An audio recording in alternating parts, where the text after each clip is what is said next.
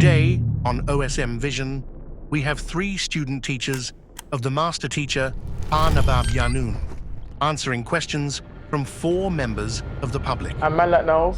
My name is Nyuydzerwira. Alright, so I'm actually tragic. My name is Nyuydzerwira. My artist name is Brokenpen. Each person has been given a red flag to raise when they want to ask a question I see the red flags coming up. or challenge what's being said by a student teacher. But the point... One second. You can't ask me a question and don't let me but I'm finish. expanding on the question. Then, once the group session is finished, each person will get a chance to question the student teachers by themselves. This is 4 versus 3. Can they answer everything? On OSM Vision. If you'd like to be part of a future video, email us at info@osmvision.co.uk. Who are you? How old are you? And what do you do? My name is Nyuydzerwira. My artist name is Brokenpen. I'm 33 years old. I'm a spoken word artist and a rapper, youth work facilitator. Yeah, and who I am is a deeper one. I believe I'm a spiritual being having a human bodily experience. I'm Like Nells. I'm 31 and I'm a producer, artist and entrepreneur from South East London. Alright, so I'm actually tragic. I'm 31. I know I look young, but yeah, I'm 31 and I'm a rapper / artist from South East London. My name is Nyuydzerwira. I'm 33 years old. I'm a qualified teacher, writer and researcher based in West London, Greenford. Also the author of The Conscious Child. What do? I'm an educator, I'm a researcher and a writer of truth. Did you grow up with any religion or belief system? And where are you now with your beliefs? I'm actually not going to go into depth with what my family do believe in, just out of respect. But I do have religions that are closest to me that I do have strong beliefs in that I have grown up with. Yes, I grew up as a Christian in an African family household. And as of now, I'm not a Christian anymore. I understand the importance of spiritual studies, perhaps transmitted through biblical scriptures. But I'm not a Christian anymore. I wouldn't label myself that anymore. And as far as where I'm at, I would say that I am somebody that questions everything, receives divine information on a regular basis, and practices a relationship with what I consider to be the Creator. Yes, I was born in Cameroon in a Roman Catholic family, and I started realizing the falsehoods in Roman Catholic religions. For example, going into church and drinking the blood and the body of Christ. I started, no, I have to research, I have to verify information, I have to go and research. For me, my awakening came about researching information, verifying information, and seeking the truth. As in the Bible it says, seek the truth and the truth will set you free. So I wanted to seek the truth, I wanted to know more where I'm from, what's my culture. And right now, I am aligned with Wu-Sabat. I'm aligned with Kemetic spirituality because it has that internal resonance with me. Yeah, I grew up with primarily, I guess, like a kind of Catholic Christian religion at first. And then I went off and experienced quite a lot of religions, Islam, Buddhism, studied the people of Kemet for a little while, did the Rastafarian thing for a bit. And then I came back to Christianity. Do you have any questions you think the student teachers won't be able to answer today? I mean, that's quite broad, isn't it? Like, there's so many questions in the world, it might not even be religious-based, so there's no human that knows everything, so most likely. I think everybody can answer a question. Whether or not I agree is a different thing, so I do believe they'll be able to answer it, yeah. No, I don't think so. I think every piece of information has gold in it. So the question is, what gold will I get out of the information given to me today? So we'll answer the questions I have, but this is more of research. It's for me to find and verify information and really learn from them. Is there any specific subject you definitely want to ask about or challenge today? Yes, I would like to find out more about what are we doing with this knowledge. It will depend on what I hear, but yeah, I just want to hear like kind of like the core like beliefs and understandings that everybody has, and just go with the conversation and see where it goes. And then, to be honest, I haven't thought about it specifically, but I think as time goes on and I hear what they have to say, then I might have some questions to like resonate of what they're saying. Absolutely.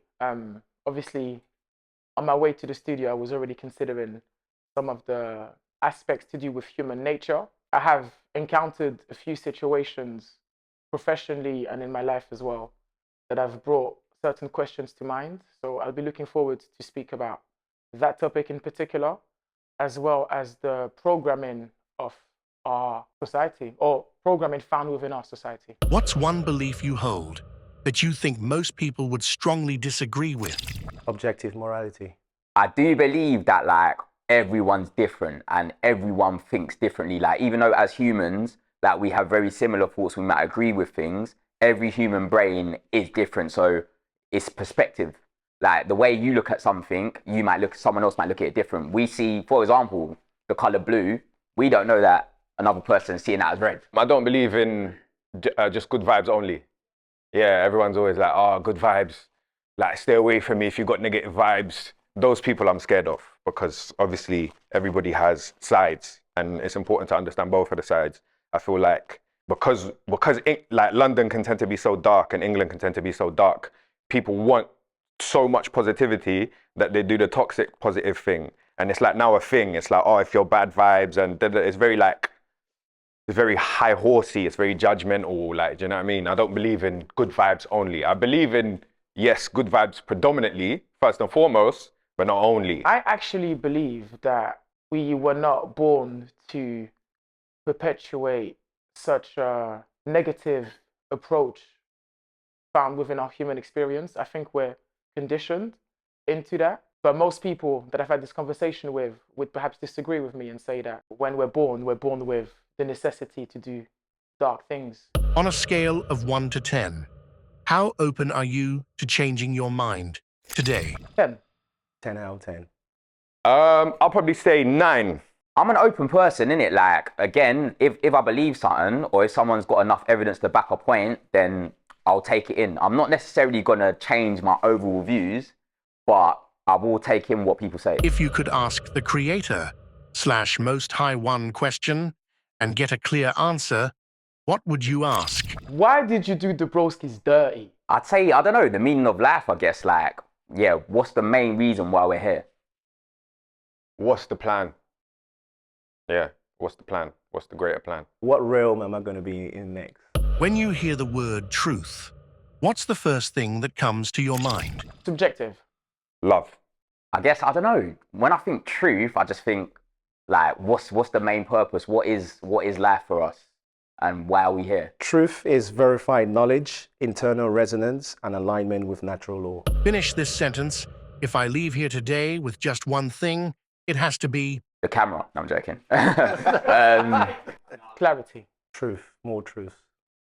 Joy. I don't know. I want to know. I don't really know a lot about like the religion that we're discussing today. So it will be good to like open my eyes to this and like learn a bit more, I guess. It's always good to learn, isn't it? So yeah, that'll be good. If you've made it this far, that's fantastic. It means you're taking in the content.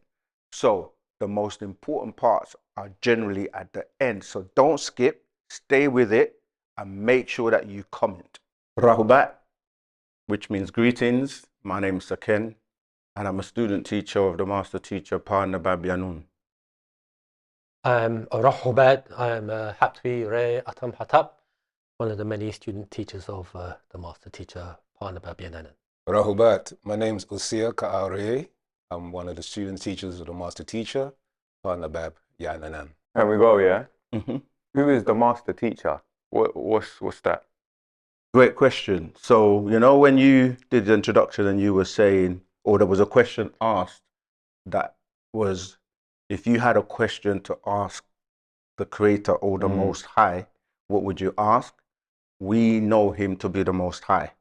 Okay. Yeah.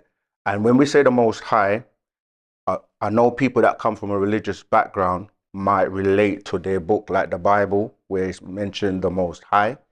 But when we say the Most High, we're saying what makes somebody high or low. Yeah, so you have to be measuring something. So if God is supposed to be the most intelligent being, then He should have all the answers. So we know that Partner Babyanun or Dr. Malachi Z. York is the most high in terms of intelligence on the planet right now. And that's because he's put himself in a position where he's asked anyone on the planet to come and ask him any question about anything. And he's, till this date, from 1970 officially, been able to answer every question put to him. And that's why we refer to him as the Most High. But there are other reasons that we can go into a bit further. Is this a person that is alive and Yes. like exists? Okay, Yes. all right. So you have the opportunity to ask him those questions that, you know, when you were asked, if you had a question, Yeah. who would you ask on the planet right now to get your answer?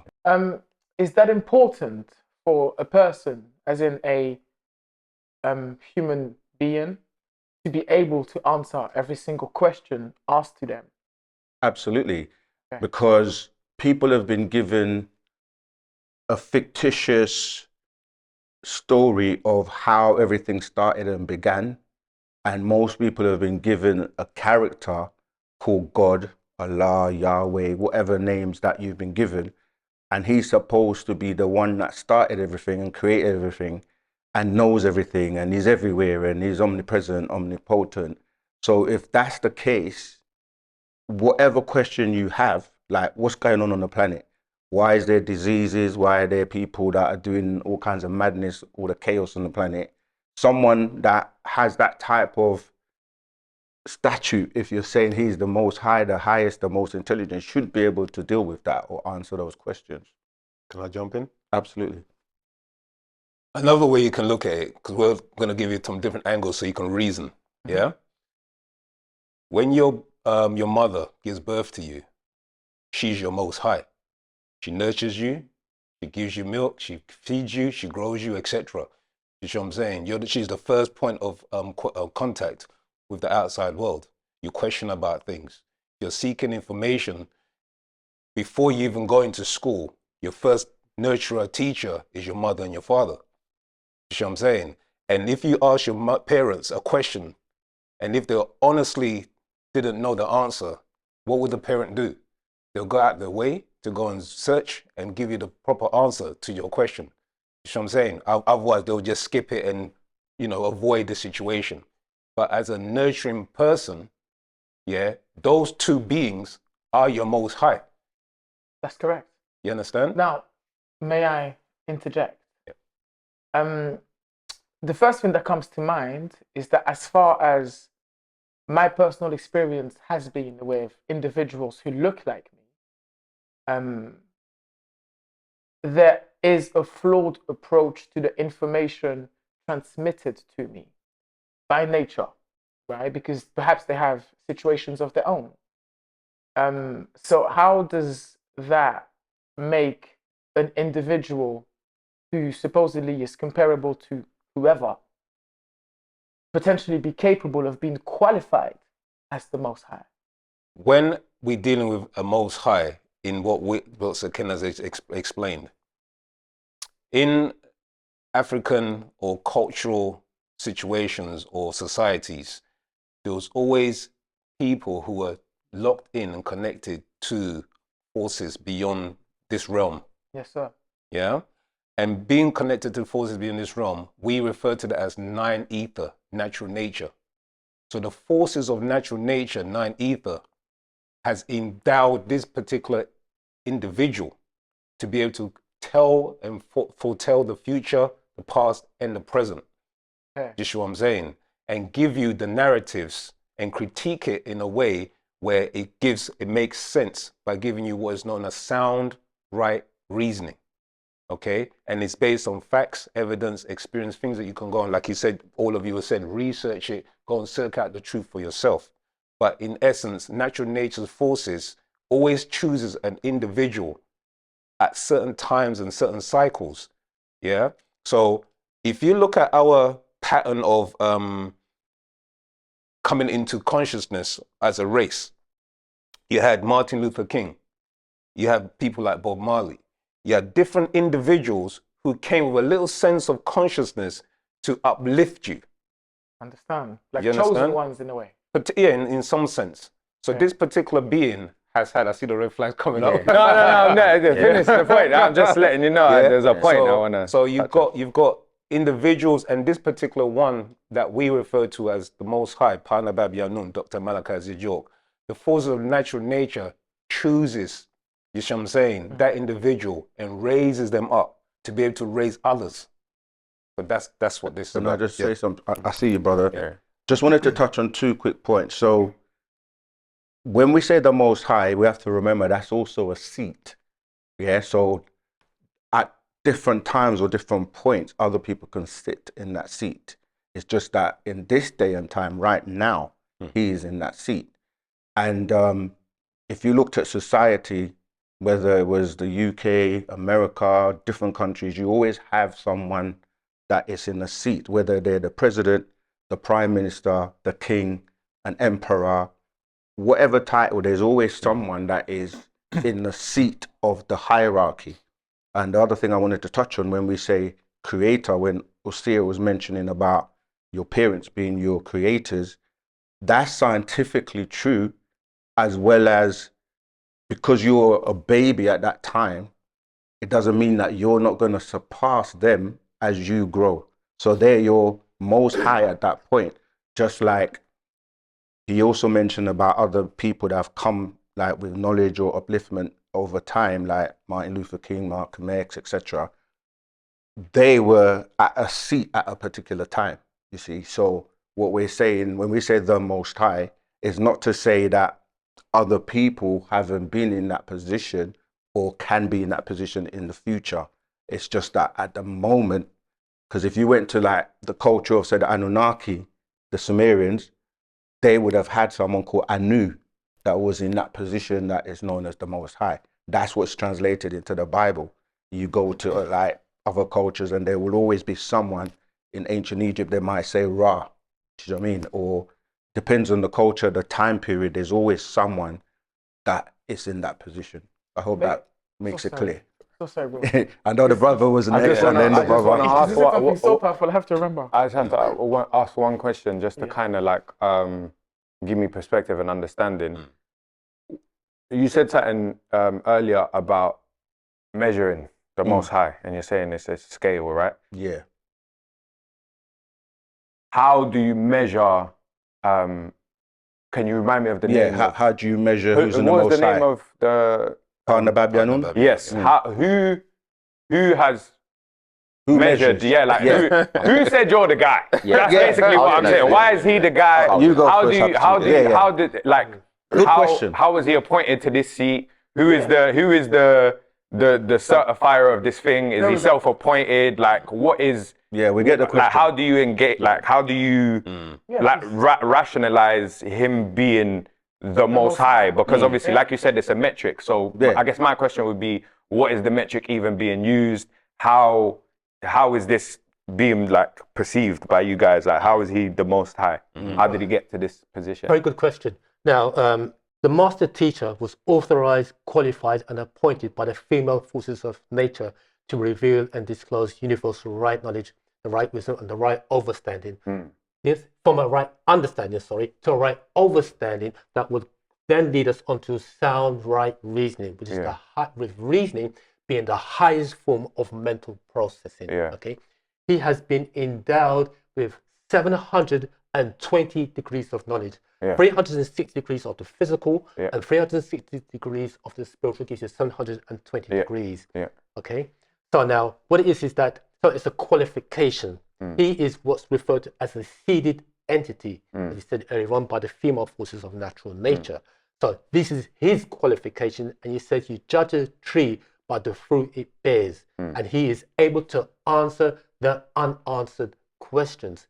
See, so that is his qualifications. Thus, he's been given the title of Parnababianun. Nabab or Munbab in our language means a galactical spiritual master or a spiritual master of heaven and earth. But this is who we have who's amongst us in this day and time. He's saying Yanun, which in the Bible now, you see in Genesis chapter 14, verse 12, it says, Melchizedek was the priest of the Most High. The word there is Elyon or El Elyon in the Hebrew.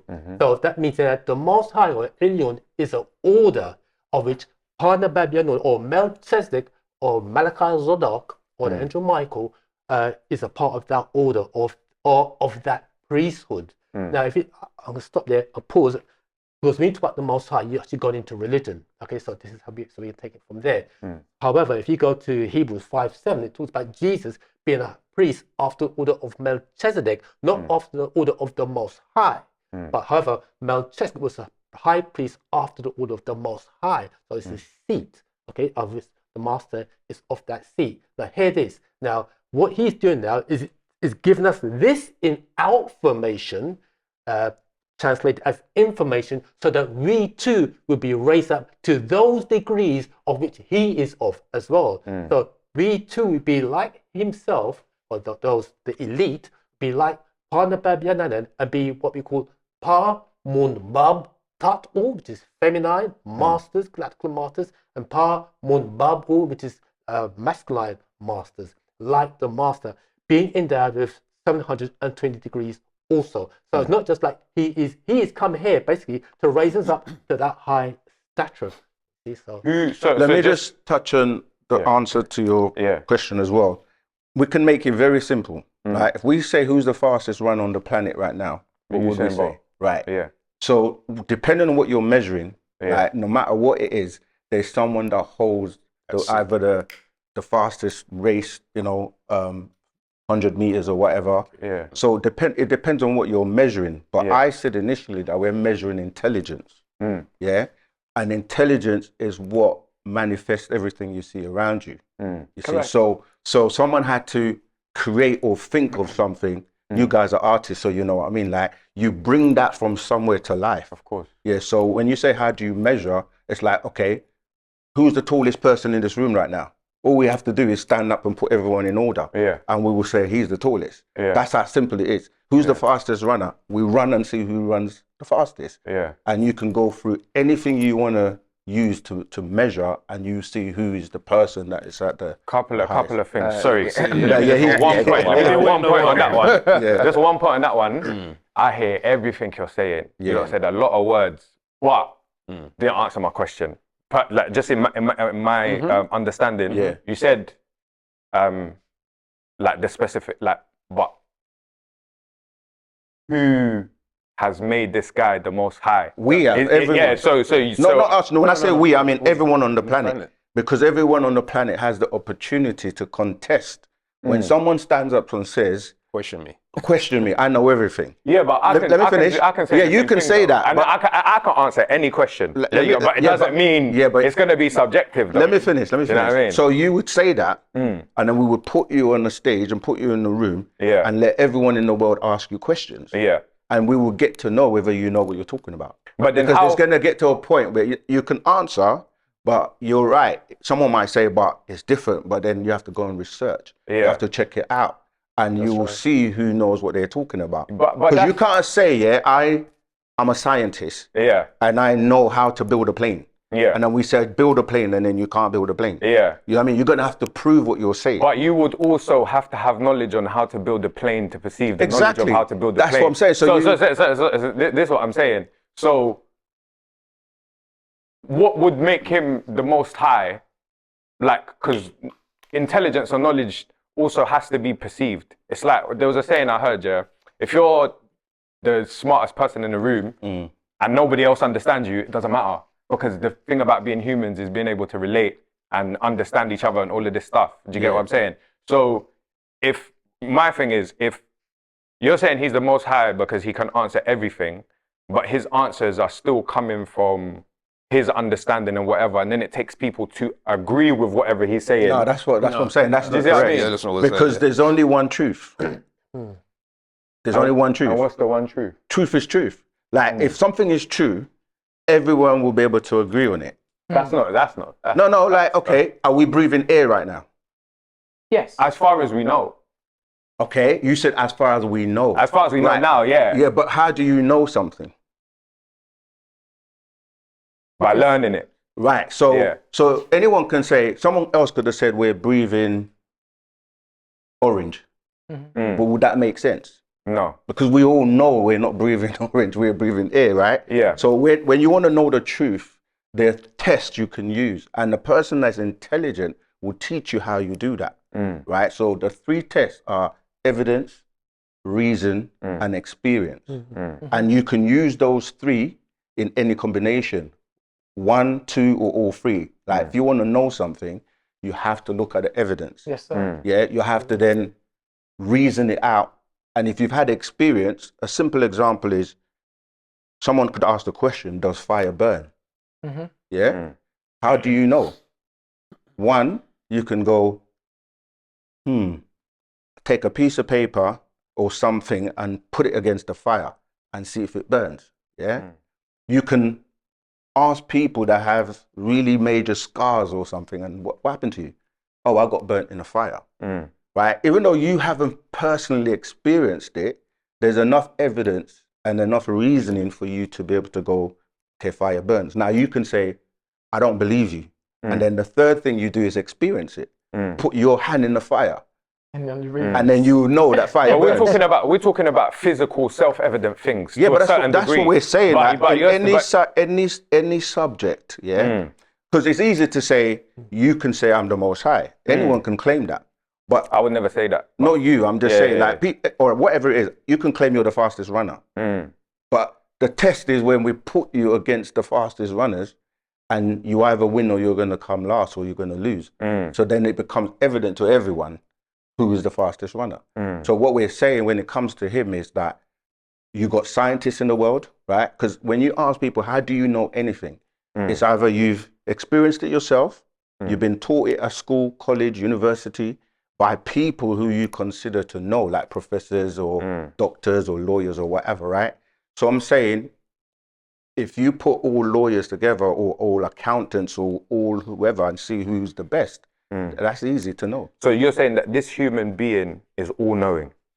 Okay, when you said human being, this is Yeah. another thing. My brother touched on it. When you start to go into the metaphysical and start to go beyond what you're calling physical things, you still exist as an entity, yeah? So when we say human, that's actually, even when we say the words God, that's a very limiting title. When you break down what the word means, like who made up that word? All titles are limited. Exactly. So you're Language definitely is- next, you're yeah? next. Who made up the word God? There's so much. Yeah. Like, and what makes somebody a God?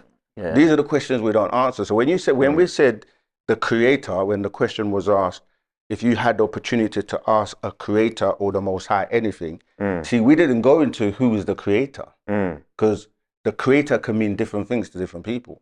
My brother said your mum and dad are your creators, and that's an actual fact because you can prove that. Yeah, but just a point on that. But that's all layers, isn't it?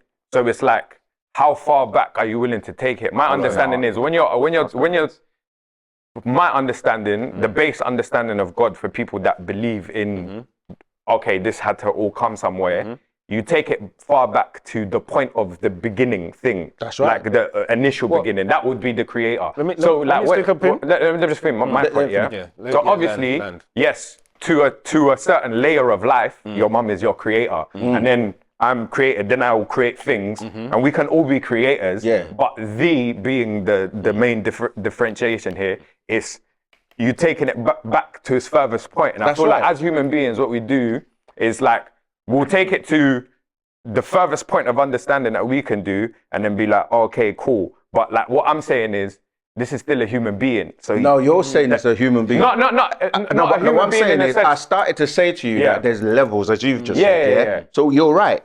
We can take it to as far as you want to take it. Yeah. That will prove who was there at the beginning and who is the Most High. That's why we're saying that. We're not saying limited. We're saying if you want to go as far as you want to go, we touch on the fact of you're beyond the physical. Yeah. And we can go there. My brother had tweeted that he's a 720 degree being, Bro, meaning who that. said that though? You made him a 700. No, How I'm did he saying- get there? Yeah, because you have to. qualification. Okay, let me say something From quickly. who did they qualify them? Because I went Greenwich University, but they don't rate that in. Okay. Machu You know what? Picchu. Let's You went let's Greenwich. try and let's try and What's finish that up mean here? our sentences. yeah. Yeah. Okay. We didn't really go into it. We said we were student teachers of this being, yeah, and Wu-Sabat is something that, think about it, up until we came along, up until now, if you've been following and listening to something for years, 6,000 years, whether it's Christianity, Islam, Judaism, whatever, people are not used to hearing this type of information or knowledge that we're bringing. So of course, for some people, we need to give clarity as to what we're talking about. Yeah. So we're saying to you, no matter how far back you want to go, no matter what the topic is, we can answer the questions that no one else on the planet has been able to answer up until this point. And so you have to keep asking the questions like you're asking. Probing, yeah. How does he become who he is? And where does he come from, etc. Now we can go into that. Yeah, but this brother's been so patient. no, sorry. Do you know what it is? we need to let we'll come back to you though. No. My brain's overloaded. You might say we're not answering. You said, no, I'm saying because you did it, because you said he's the 720 degrees of knowledge. Yeah. Like, and you're saying obviously people don't ask questions based off of their preconception beliefs, but you believe in Christianity, so you might never have heard this. Me personally, I've studied quite a lot of things. Yeah. So even though I hold my beliefs, I'm still open to other stuff and I still learn. I'm not afraid of knowledge. Do you know what I mean? Because if I'm wrong, I would like to be Absolutely. on the right path. So Yeah. what I'm saying is, man know about the Masons and the degrees of knowledge and all of that stuff. So what I'm asking is, who certified him? Is he a Mason? Is that where he got his 700? No, I'm saying who certifies anybody in anything? Who makes somebody like?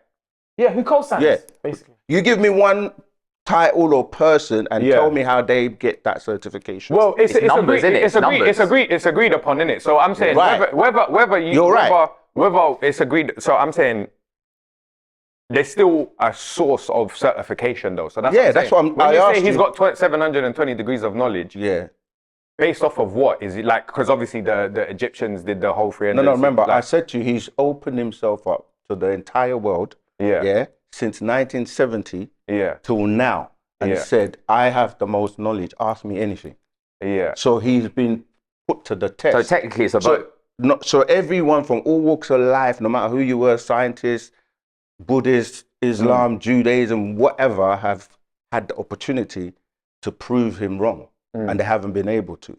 So what I'm saying is that's how you would, He's sorry. No, go ahead. He's saying that your doubt or your requirement for a demonstration of his capacity is something you can directly challenge. You can actually go to the source and bring your concern or your consideration of why he's in that seat. Okay. Yeah. That's what I he's just saying. want to say something, and you said something very pertinent. Bro, don't forget the young. Yeah. No, that's right. We're going to give you a lot of time. That's when it cool. comes No, to Joe, you're asking questions I was going to ask anyway. You so said it's that, so who agreed upon the master teacher? And you said earlier on that it was the female forces of natural nature. Yeah. They come together, they make an agreement, and they reason it out, and he's the one who's been selected to come. So are the female forces of natural nature not higher than him? Now, what it is that... Very good. No, it's just a question. What it is Yeah. Very good. Because then he's not the most high if he's been certified by someone. Because someone higher than him. Just say it. No. What it is that... Yeah, let him answer. Good point. Okay, you talk about human. Okay, we are human beings, but I think one of the brothers said we are spiritual beings having a physical I experience. said that. Oh, you said that? Physical beings having a spiritual... Okay, so let's upgrade that word to Ethereans. We are Ethereans having a physical experience. We are part etheric or part spiritual, and we are part physical. Okay? Is that what Ethereum means, spiritual? Yeah, for lack of a better. We would say Ethereans, people say spiritual, but we had to upgrade the knowledge. So on the mind games thing, who made up the word Ethereum? Ethereum is a word. I don't know what that. I've never understood what this word meant. That's a good question, right? Because we have to, it's scientific as well. We have, what are the three states of matter?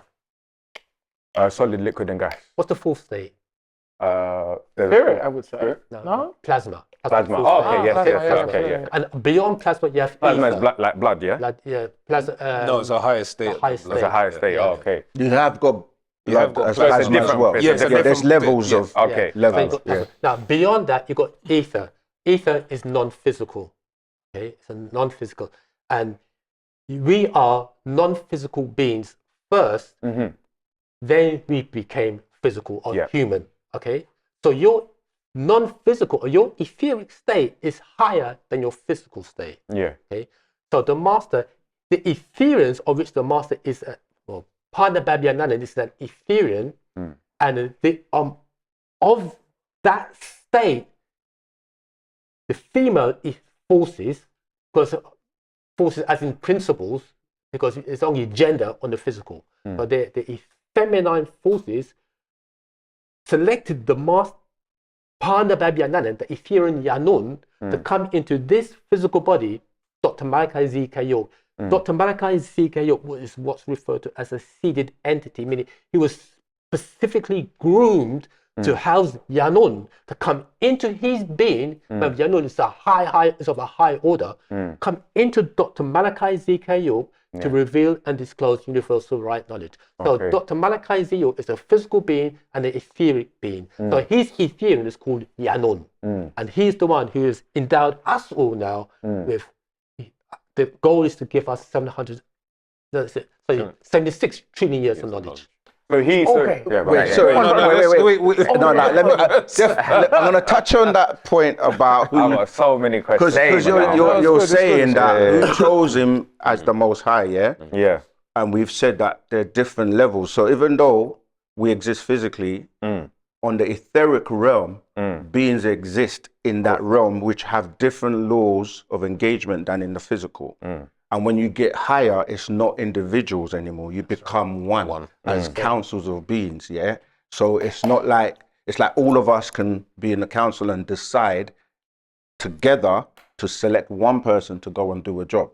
So it's not like, oh, they're higher than me, or you know what I mean? It's like when you get to like United Nations, there's a round table.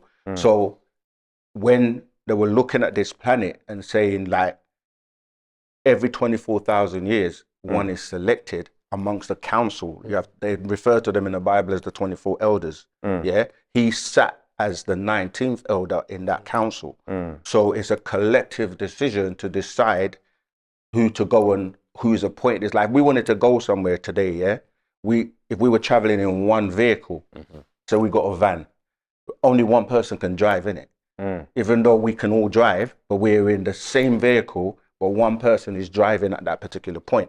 Now, it might get to a stage where that person driving is too tired, and then somebody else can go into the seat and drive the vehicle so we can reach the destination.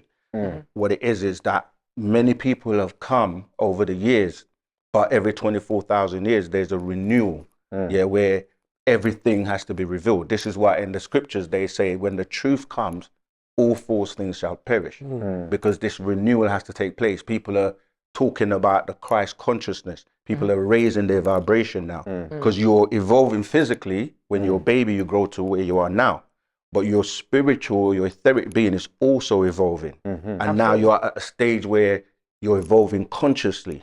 So now you're ready for this type of information. And that's what it is. So he's here in this day and time from the year 2000 is where the new cycle began of the new 24,000 year cycle. And he's here to reveal everything everybody wants to know. Religious people were expecting this.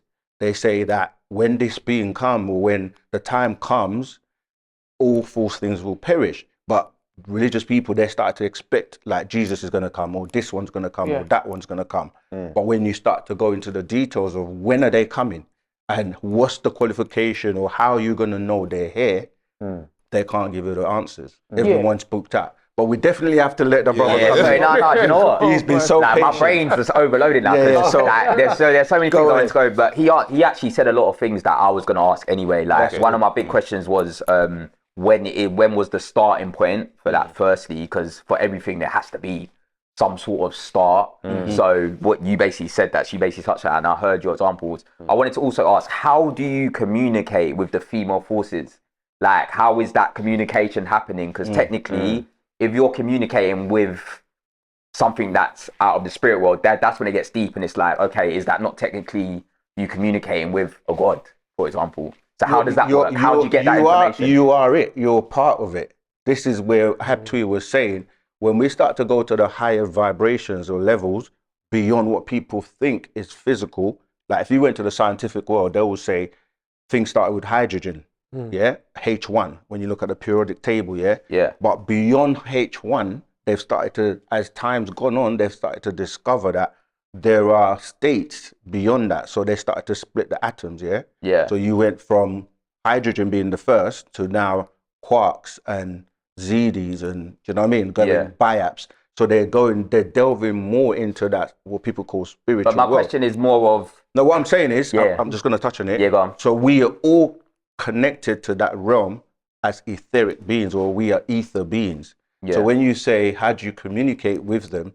You do anyway by way of your mental and your other parts of your body. So when you're thinking something, you're connecting to that mental reservoir. Yeah. That's what I Okay. mean. So going on my point, on my intro, Yeah. one of my main things was everyone thinks differently. Yeah. And the human brain, like you've got people that are mentally unwell, and in their mind, for example, killing someone is normal, like a psychopath, for example. So in that sense, if that communication is going through someone, let's say not like to offend you in any No, shape no, or we get form, your question. but like let's say there was someone in your group who was mentally unwell, for example, and that was their thought process, or the guy that kicked it off, then No, the I get initial your person question. Yeah. that kicked off your belief, what if he wasn't mentally stable? I'm going to say something really quickly, yeah? Yeah, And then yeah. I'll let the other brothers answer, yeah? The mental reservoir, yeah, has levels as well. Everything has levels, yeah? Just think about it like from 0 to 9. Yeah. Not everyone taps into the higher levels. So someone who's mentally ill or whatever, there's a reason and a cause for that.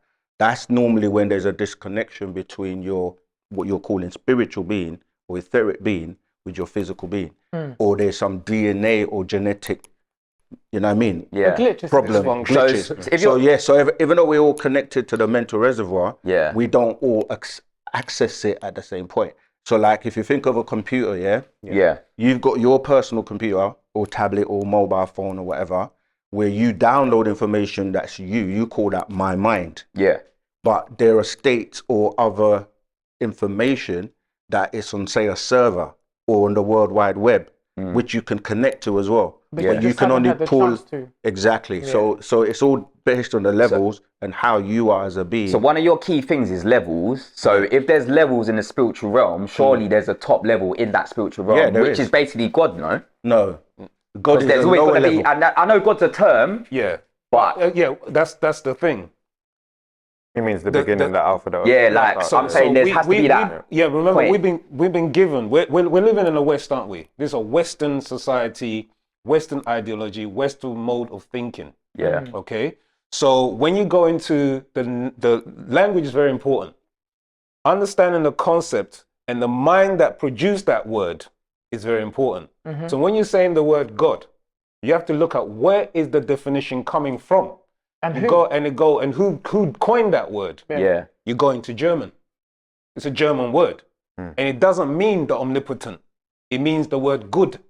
As in, you're a good person. Yeah. Do you see what I'm saying? Yeah. So the concept that has now become a divine attribute, okay, has been selected, taken on by those who enforced religion upon the masses. Who were those people that enforced the religion on the masses? Roman Catholics. Do you see what I'm saying? Yeah, and then they split off into different groups: Protestants, who are Jehovah's Witnesses, Seventh-day Adventists, blah blah blah, and they all believe in this concept called God. So then, a supreme being has to come along. A being has to come along and say, "Have you ever considered what this word means? Have you looked at the origin of the word and how it relates to what you believe in?" Many people haven't taken the time to do that. But we can say that about anything, though. Some of the terms we're using right now That's are not like where we're brought up. Like you said, we're brought up in the Western world. Yeah. It's how we're speaking. It's Exactly. what, like Yeah. even the So- little things. so- Like you said, I don't know.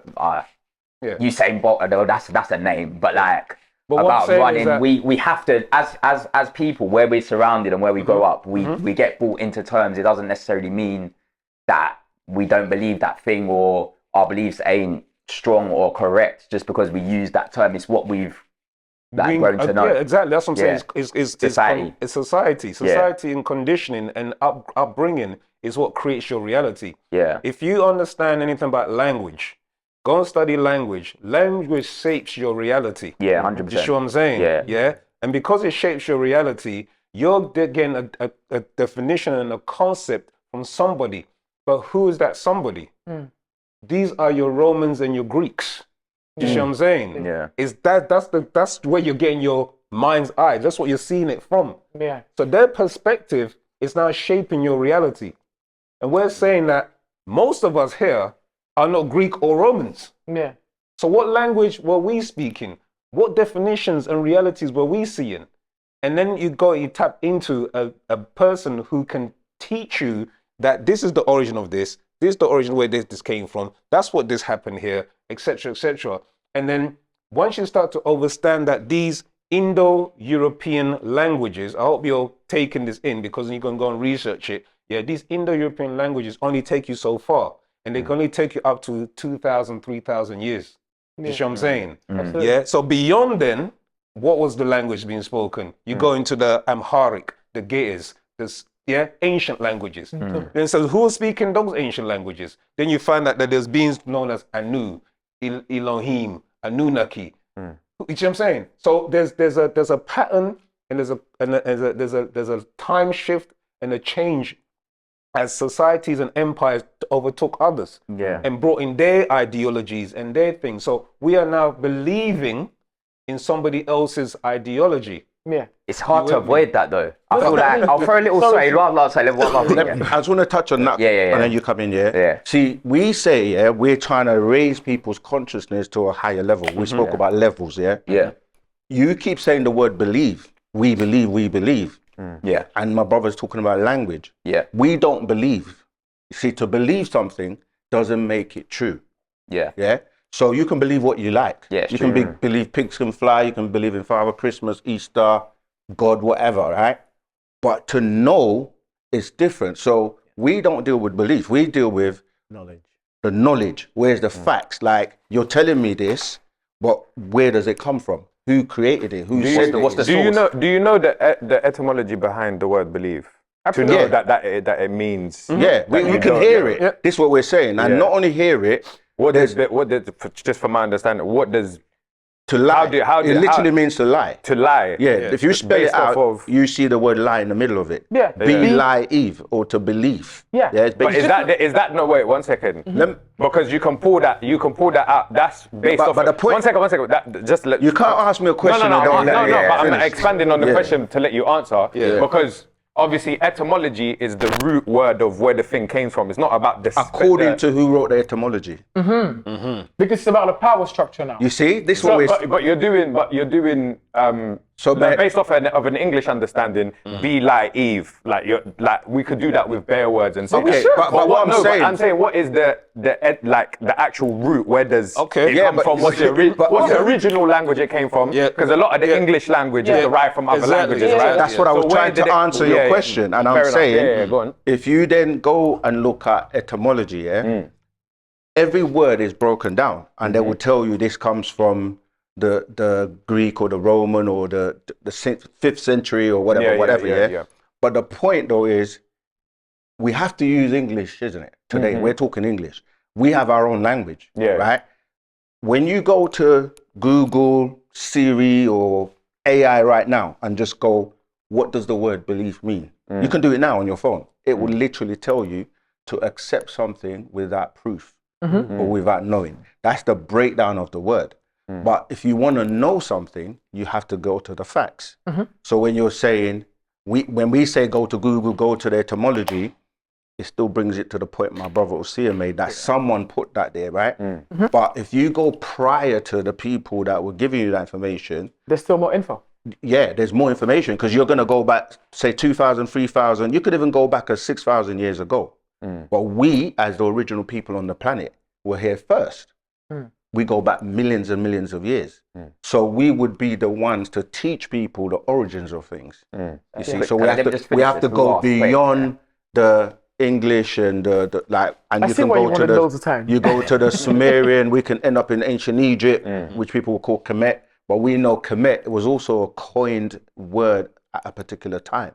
We go back to where we come from as what we say we are, Nuwapians or Sabians. Then you start to deal with Napata, Moreau, like the Neolithic beings, the beings that tell you they came from the stars, from the Orion star constellation, from Sirius star constellation, and built the pyramids and civilized everybody on the planet. That's the levels we go to. We can read the hieroglyphics on the walls of Egypt.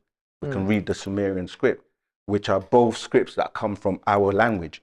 So this is why we've got information or outformation that no one else has, because to do the study and go backwards to the beginning is where you're going to get a root of everything.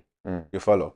Yeah, sorry, just I'm not really disagreeing with you on what I'm going to say now, but I know you said earlier about what was it? Experience, Reason and everything. reason. I think, and I've always thought this. I should have actually said this on my intro. But I genuinely believe, again, saying believe, but from what I know, we take everything at face value.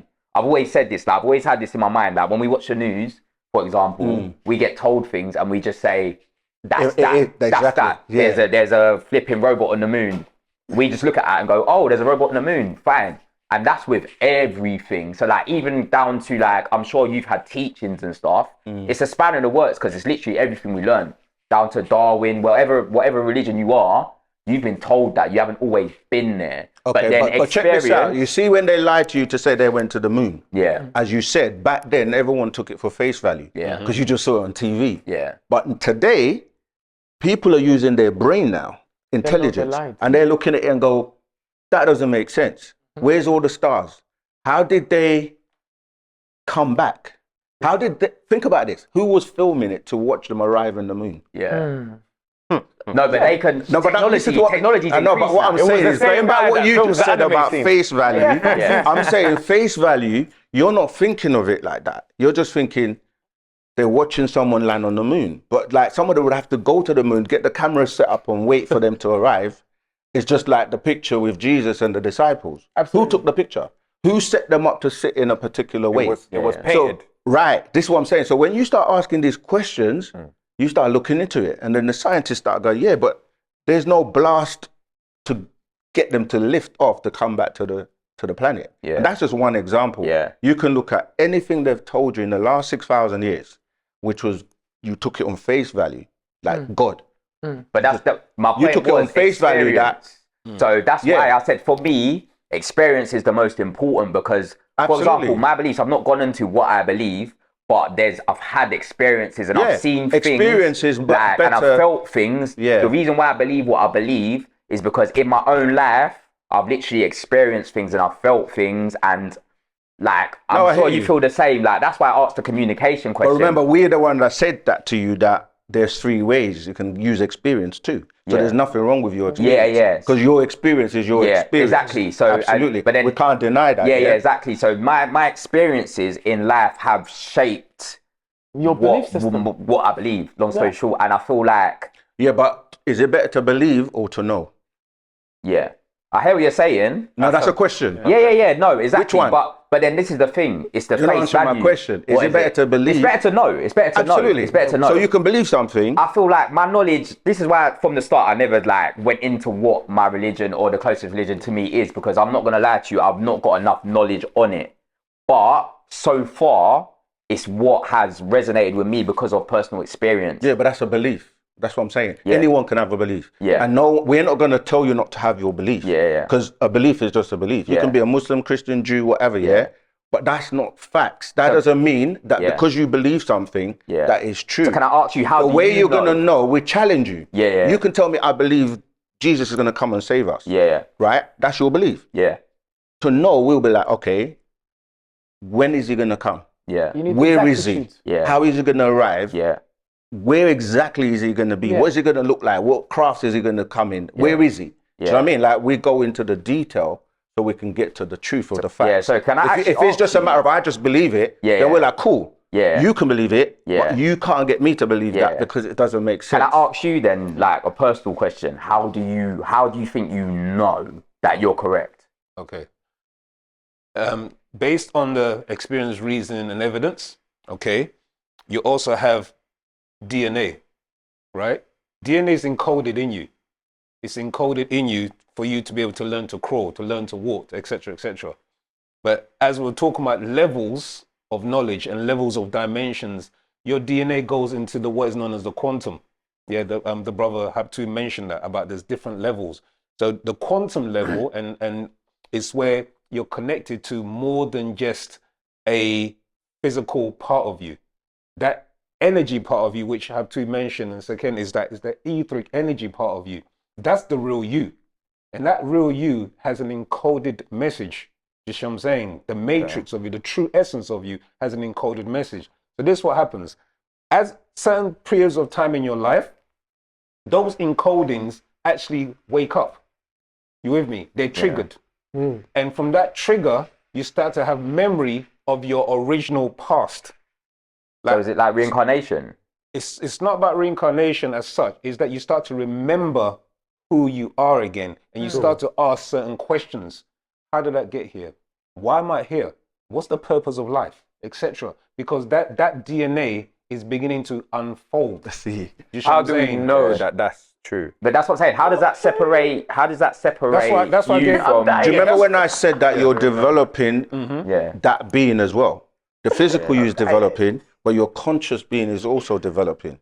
It's growing, for lack of a better word. It's Yeah, like a baby. so yeah, it's like a baby and it's growing to learn more, know more. So the way you do that is through your mental, because you got levels. Yeah, you got the physical level, right? You got like the plane of force, the spiritual level, then you got the soul level, the mental level, and then you go on to the higher levels of etheric levels. Yeah. Okay. So your mental level is also growing. So you're going to get to a point where things are not going to make sense. You're going to start having certain questions. The thing is, no one is available for you to go and ask those questions. Or if they are, you go to college or go to university or go to the church and you ask them the questions, and they can't answer the questions until you find someone who can.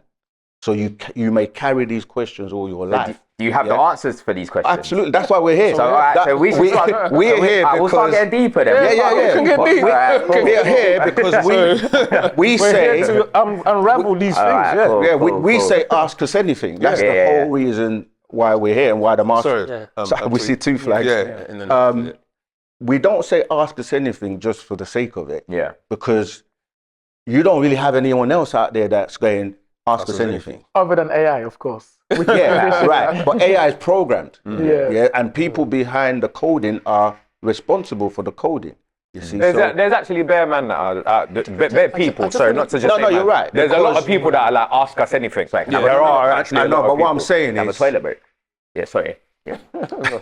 that's all right. I'm saying that there may be, but this goes back to how do you discern who knows what they're talking about? Discernment. This is it. Yeah. So you got to be able to put a group of people together, like how we're doing, and get people to ask them questions. And if there were like other people, like Muslims, Christians, Jews here, which we always invite them to do, if you've seen any of our videos, like we have conversations with different people. And by you watching and listening to what each person is saying, you use your own divine mind and divine ability to discern who's telling you what's right or what's wrong.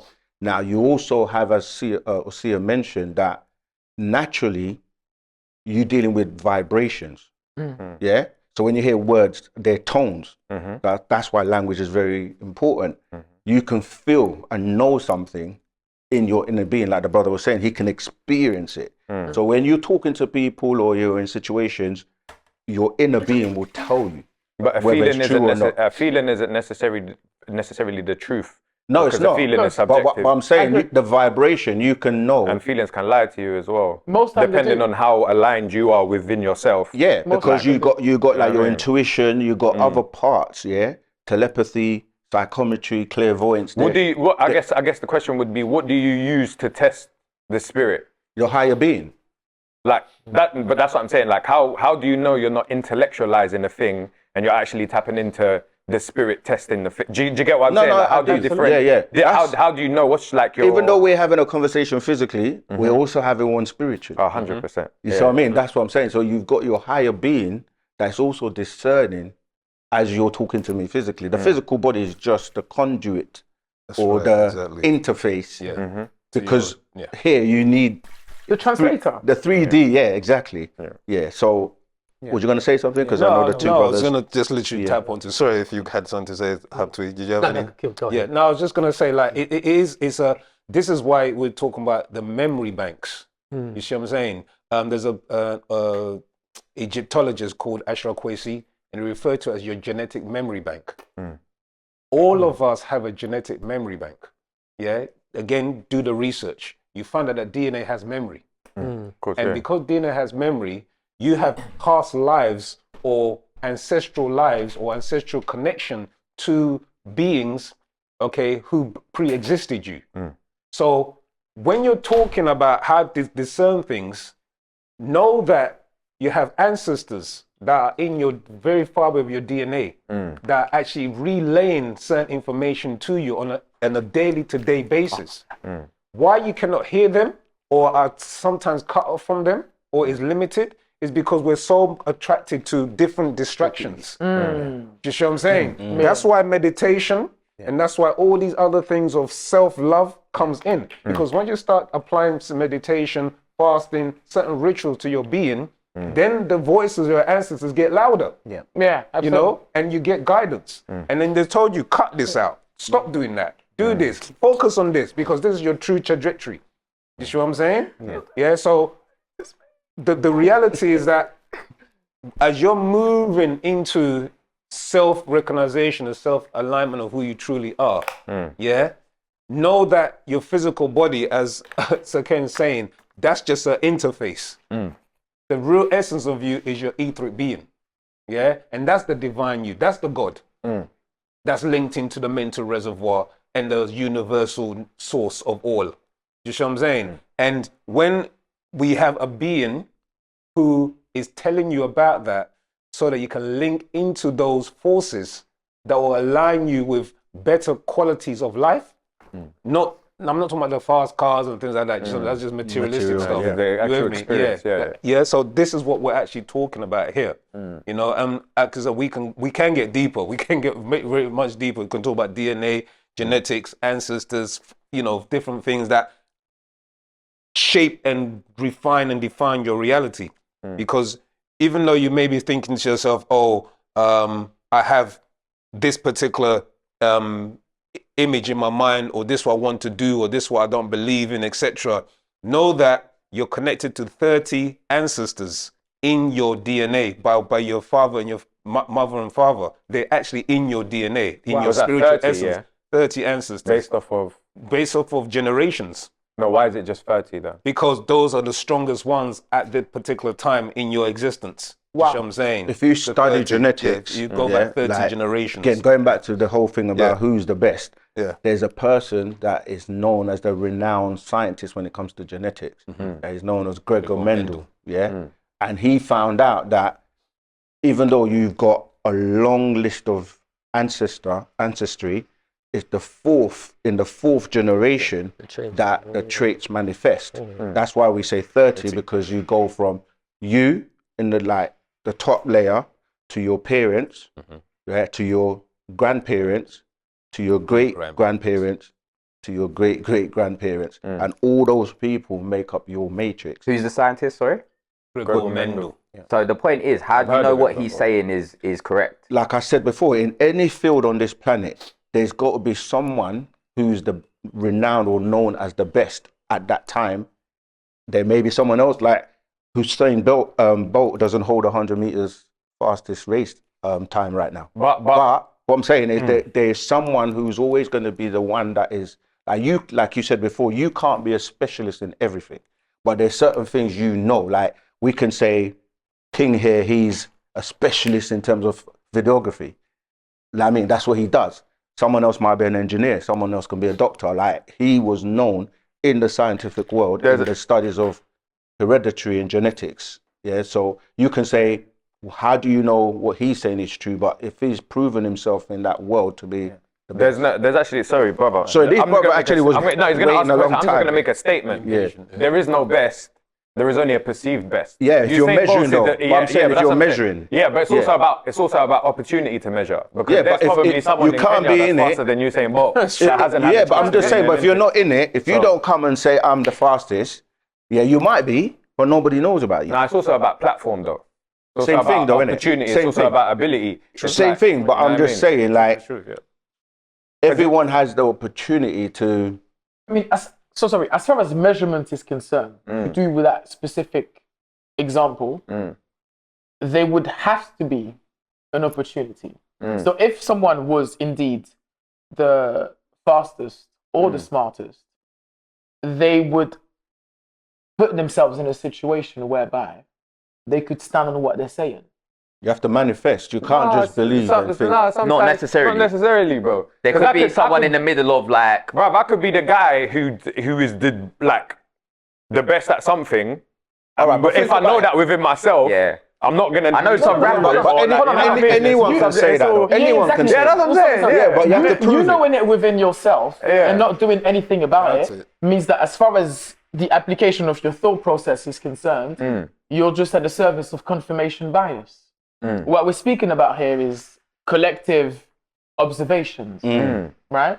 If you know it within yourself, so you may know that you're the fastest, the smartest, or perhaps the brightest in any given field, your incapacity to bring that forth to the light 100%. is a demonstration that It you're at doesn't the mean I'm service. incapable. It doesn't mean you're I incapable. just don't want to. What You're now? at the Yeah, service. Where do you go that's from here? what that That's does. psychological, though. It's confirmation bias.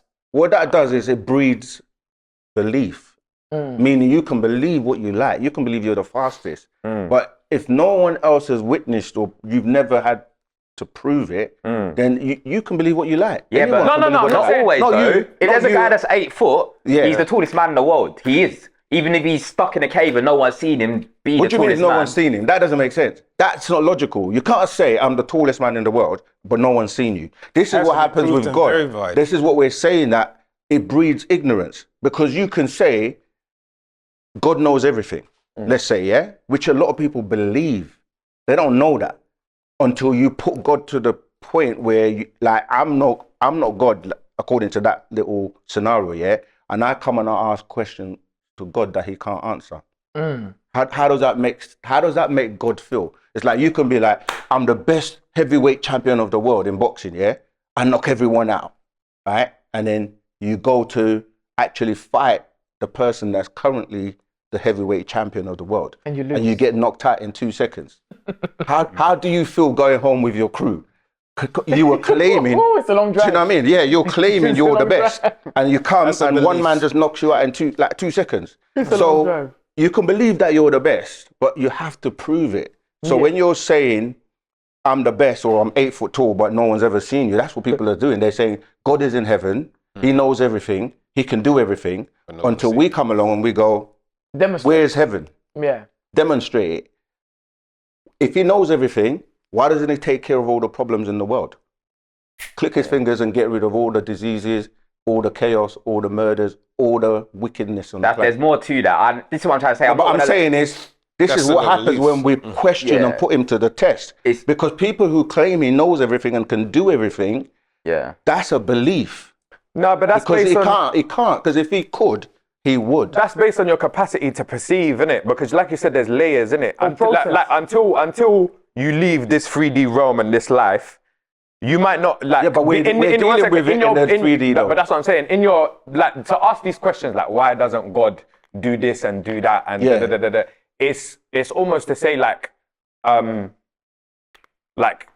you would you even be able to, if you were told, like you would have to even like the answer to be even like you'd have to be open to the answer as well. I am. And be able to contain that answer. I You am. don't- No, but you can say that you are, But but that's what you I'm don't saying. know what the answer is to know that. Yeah, it but is. that's the Until same. you know it, then you will know That's if you the are. same thing you're saying. You're trying to get me to believe something. No, I'm not. No, Brother. you. I'm saying the Oh, okay. people in religion that Yeah. are saying that, making that statement, that they're saying God knows everything and He's everywhere. And He. I feel like your I'm blanket saying- statement in people in religion. Cool, there is religion. Do you get what I'm Yeah, saying? but they're religion all- is based on belief. That's why I'm making that Okay. inference. All right. Because you can believe what you like, but doesn't mean it's true. When you go into the scientific world, they don't deal with belief.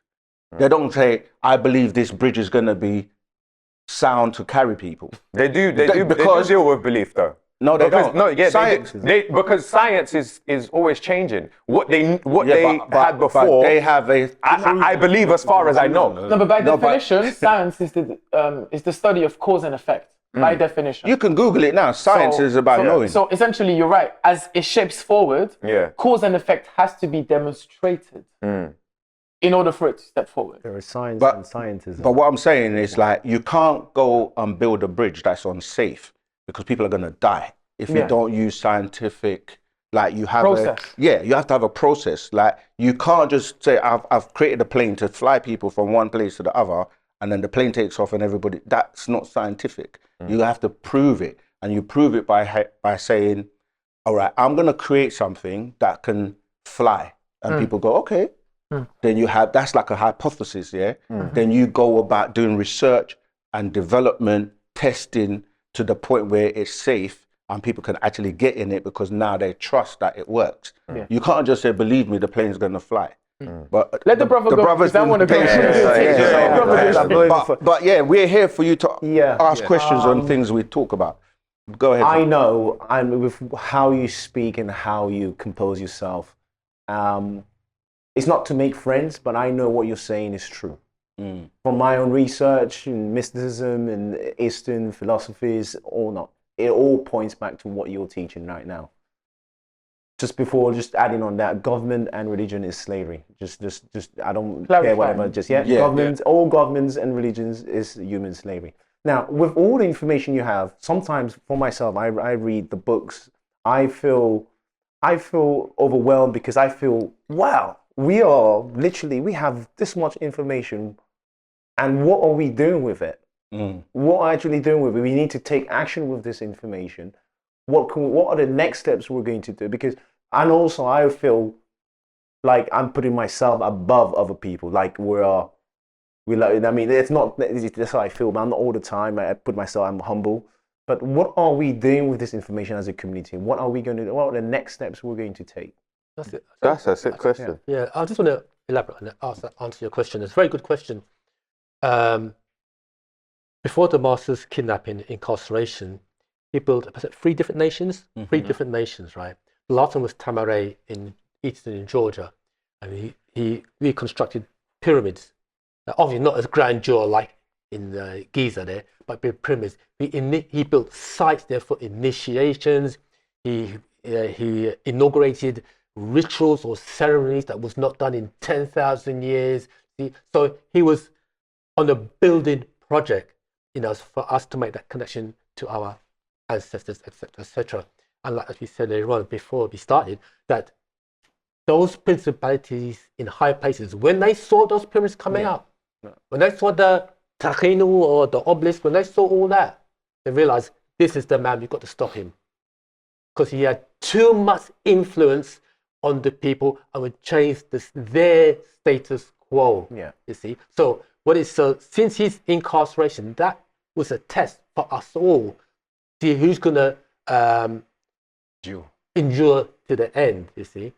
So this is what we're doing right now is part of the process of getting this right knowledge out to the masses, It's something that is induced by the forces of natural nature. Now, the master teacher said a thing, and you guys were saying about belief, etc., etc. This is what the master said from day one. Don't believe me, check it out. To answer the question as well, when you say, what are you doing? We. What you have to do is look at empires from time immemorial, from the beginning to now, and see which empires were successful. When I say successful, I mean like the community, how they lived.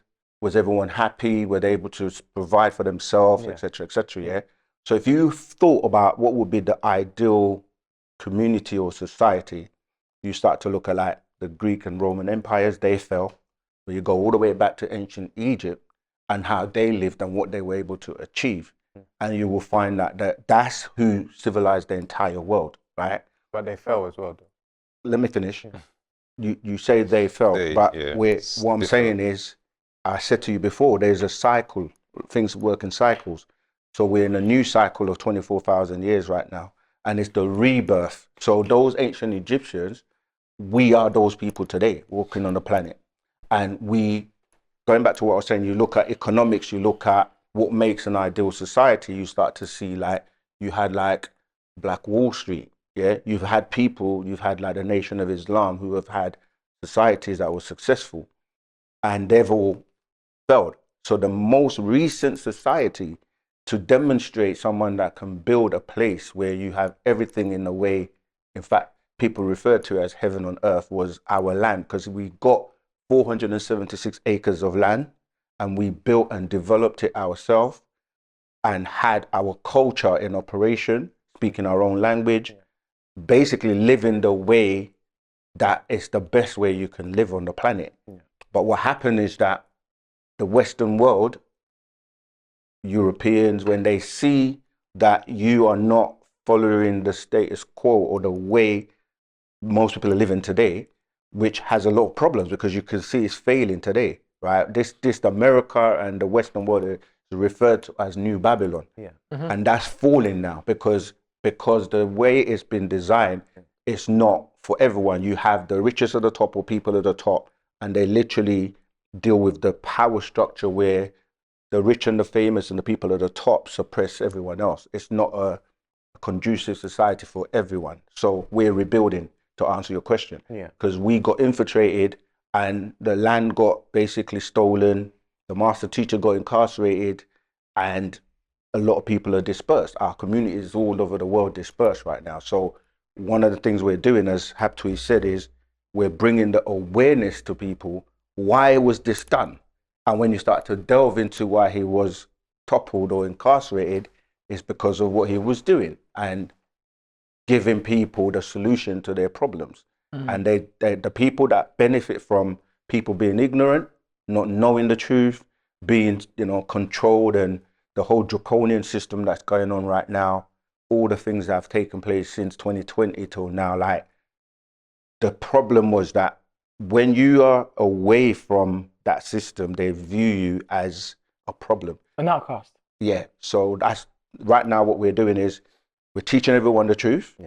And those who resonate with it, that want to see that society again rebuilt, they come and we work together and we deal with everything from economics. So we're not just like knowledge, we deal with also providing the solution. So we've got projects that we're working on right now that will help rebuild. Just to add to the projects, exactly. I've researched a lot.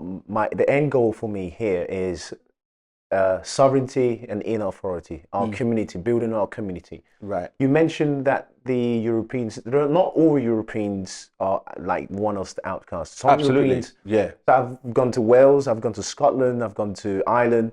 There are communities that are being built outside the system, some also within the system. We also have the projects we need to bring out is to be able to create the Tamarays, whether it's in Europe, whether it's in Africa, unknown towns, because this is where this is how we go out. The knowledge that's the future. Just projects, this is what it is, and this is where I'm at now. And thanks for correcting me, because sometimes when we say Europeans, is that it? Wow. When we say Europeans, or we generalize, we have to take account, like, this is not a black thing. Like, even though there are recordings when the master teacher was first dealing with us first, because every race is sent a warner or a teacher, and he was sent to us. So he was like, this is a black thing, because we have to get ourselves together first. But he's not here for just black people. He's here for humanity. When you're dealing with these types of beings that are 720-degree beings, or what we refer to as supreme beings, they come and they make an impact and a change to the entire planet, to the entire world. You know what time that is, isn't it? Right. So the projects. Sorry, excuse me. When do they start? Is there anything going on or anything? The projects are happening. So sorry, I got interrupted. So that's what it's about. It's about anyone on the planet who resonates with the truth, who wants to see a better world, and to come together for us to build these new Tamarays, as you say. Cool. So my observation of our interaction thus far essentially can be summarized by the fact that as conditioned individuals, it may be tough for us to embrace some of the possibilities that you guys are discussing.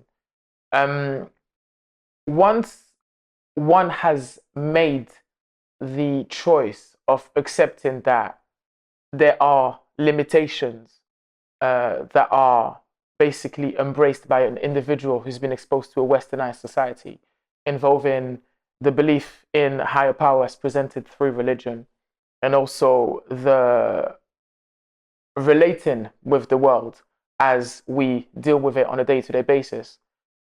Can one then find themselves in a situation where they are exposed to that type of information you refer to when you talk about those feminine forces, enabling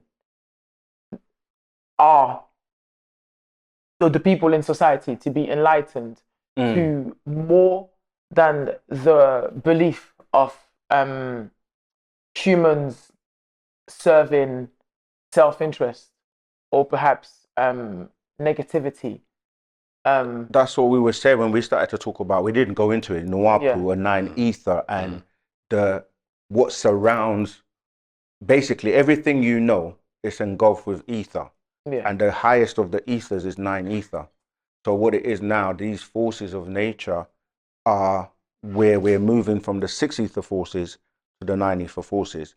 But everyone that is in tune or is of that high consciousness or wants to liberate themselves, they have to make that decision when they hear truth, whether they're going to move in truth or they're going to ignore it or they're going to stay, because this is happening whether you like it or not. The planet's evolving, consciousness is evolving, so everything is evolving, but you just choose whether you are evolving with it in a positive direction or you're not. In fact, I'm doing a class tonight called Ascending and Descending Beings, because that's what it literally comes down to. And everyone will have the opportunity, but they have to make the decision themselves. 60 seconds. I got a quick question. So your master teacher was given the authority by, what was the name again? Female forces. The female forces. Of Why natural wasn't it nature. given? Yeah, why wasn't the female forces of nature empower a female to do this work? They are. But why is a female not the master teacher? Okay, that's a very good question. That's because when the master teacher, when he first started teaching, it was in about 1962, 1963, and we are in a predominantly patriarchal society mindset. You see, so if a feminine came, she wouldn't be accepted. So that's why you had part about a male, a masculine. That's why he was here. And it's a very good question thing you said that, because he is here really to raise up the feminines, because Wu-Sabat, Wu-Sabat is a feminine doctrine for the feminines. They were the original rulers. And like the brother Usha said during the beginning, he said that our personal creators is our mother first and our father. And the forces of nature are our impersonal creators. So he's handing it over to the females. So it's the females' time right now to rule. Yeah. Right. If you're new here, hit subscribe and turn on your notifications. Cool. So I guess my first question is your teacher, would you say that he's all-knowing? Yeah, you're saying all-knowing. Again, as we said earlier on, that having 76 trillion years of knowledge, that's older than the universe. And he has 76 trillion years of knowledge. How do we know this? You know what I mean? Well, this is how he put it. He said, you judge a tree by the fruit it bears, you see. So he said, there's not a question that you can ask me that I cannot answer. So ask me anything, as again said earlier on, ask me anything. And he said, he also says the thing, don't believe me, check it out. The reason why he said that is because there's going to come a time when we won't be able to check out what he's saying. This is the level he's taken us. And AI, there's certain questions I Google AI to see if I can answer, it can't answer. You see? And also, it's not just by saying it, he has published books. So every question that people ask him, he actually writes a book on it and then makes the book available to anyone in the world. So he's written over 1,000 books to date. As an author, I don't know anyone else on the planet who's written as many books on every subject. Do you know what I mean? Like, you'll have people who will write a book, they might be a specialist in a particular subject. Not only does he write in those subjects, but all the information on the planet that you've been exposed to so far, going back to like the ancient tablets in ancient Sumer or in ancient Egypt, the Bible that you're holding in your hand, he's translated it from the original Hebrew or the Aramaic Hebrew, the Quran from the Syriac Arabic. So he's done more works in terms of publications, because there's no point just saying something. Like, if you put it into a book, You have the authority on that book. You become the author of that subject, and then you put it out to the point where anyone can scrutinize it. You know what I mean? It's like, check out what you're saying, and then come back to you and, you know, ask, you know what I mean, like if you think it's wrong or whatever. So it's available to everyone. So you hear a lot of the questions people are asking us, he's already written a book on it. Do you guys believe that at any point, let's say you ask him a question and he gives you an answer that, I don't know, you disagree with, or you believe you know more on a subject than him? Well, like Sir Ken said, if you get to that point where you think, then he'll sit down and he'll question you. Yeah. Just what I'm saying. So who determines who's right in the situation? It's not about the right or wrong. It's about the evidence. It's about the facts. If I can prove to you that I know more than you, just what I'm saying, then it's based off of certain principles. I mean, there's certain criteria that you have to fulfill in order to present a truth. Example, when you go to court, yeah, and you go to the judge and the defense and the prosecution are presenting their evidence, yeah, the judge not going to say, well, I believe you. You understand what I'm saying? He's going to say, present the facts, the evidence. So once those things are presented, then the jury makes a decision based off of that. Majority of the time, it's based off of evidence and things that are tangible or can be proven. Okay, but we're going on to the level of where certain things cannot be seen by the physical eyes, okay, but can be reasoned. I.e., Sir Ken explained about the levels of hydrogen being what they believed at that time. You even mentioned yourself, truth changes as time goes on. As more technology is embraced and more equipment is being used, they can probe deeper and deeper and deeper into certain things. You know what I'm saying? So by way of knowledge, spiritual knowledge is always been there. It's just that certain individuals or societies have caused that knowledge to be not available to everybody. You see? So the being who's known as Tahuti or Thoth or Hermes or Melchizedek and all of these different ancient beings, the one that we're referring to as Partner Bayanun is that being. But in different societies and cultures, they're called in different names. Okay. You see what I'm saying? So he's the center and the axis of all knowledge. And he is able to extract and access that. You have the ability to access that. This is called a mental reservoir. You see? But majority of us are cut off from that mental reservoir because of our beliefs. You see what I'm saying? Until you're able to transcend belief and be into the realm of knowing, that's when you're going to really know. And you know what, something? Knowledge humbles you. It makes you actually not talk as much because you realize those who speak a lot don't actually know anything. You see what I'm saying? And then you start to observe. You become the observer. You become the overseer in certain things. Look at a wise old man. Yeah, most elderlies, they'll sit there and be quiet because they see what the young children are doing, running around, fighting each other, etc. And a wise man would pull you aside, son, why are you doing that with your life? Do this with your life. Do you get what I'm saying? And he pulls you in the right direction.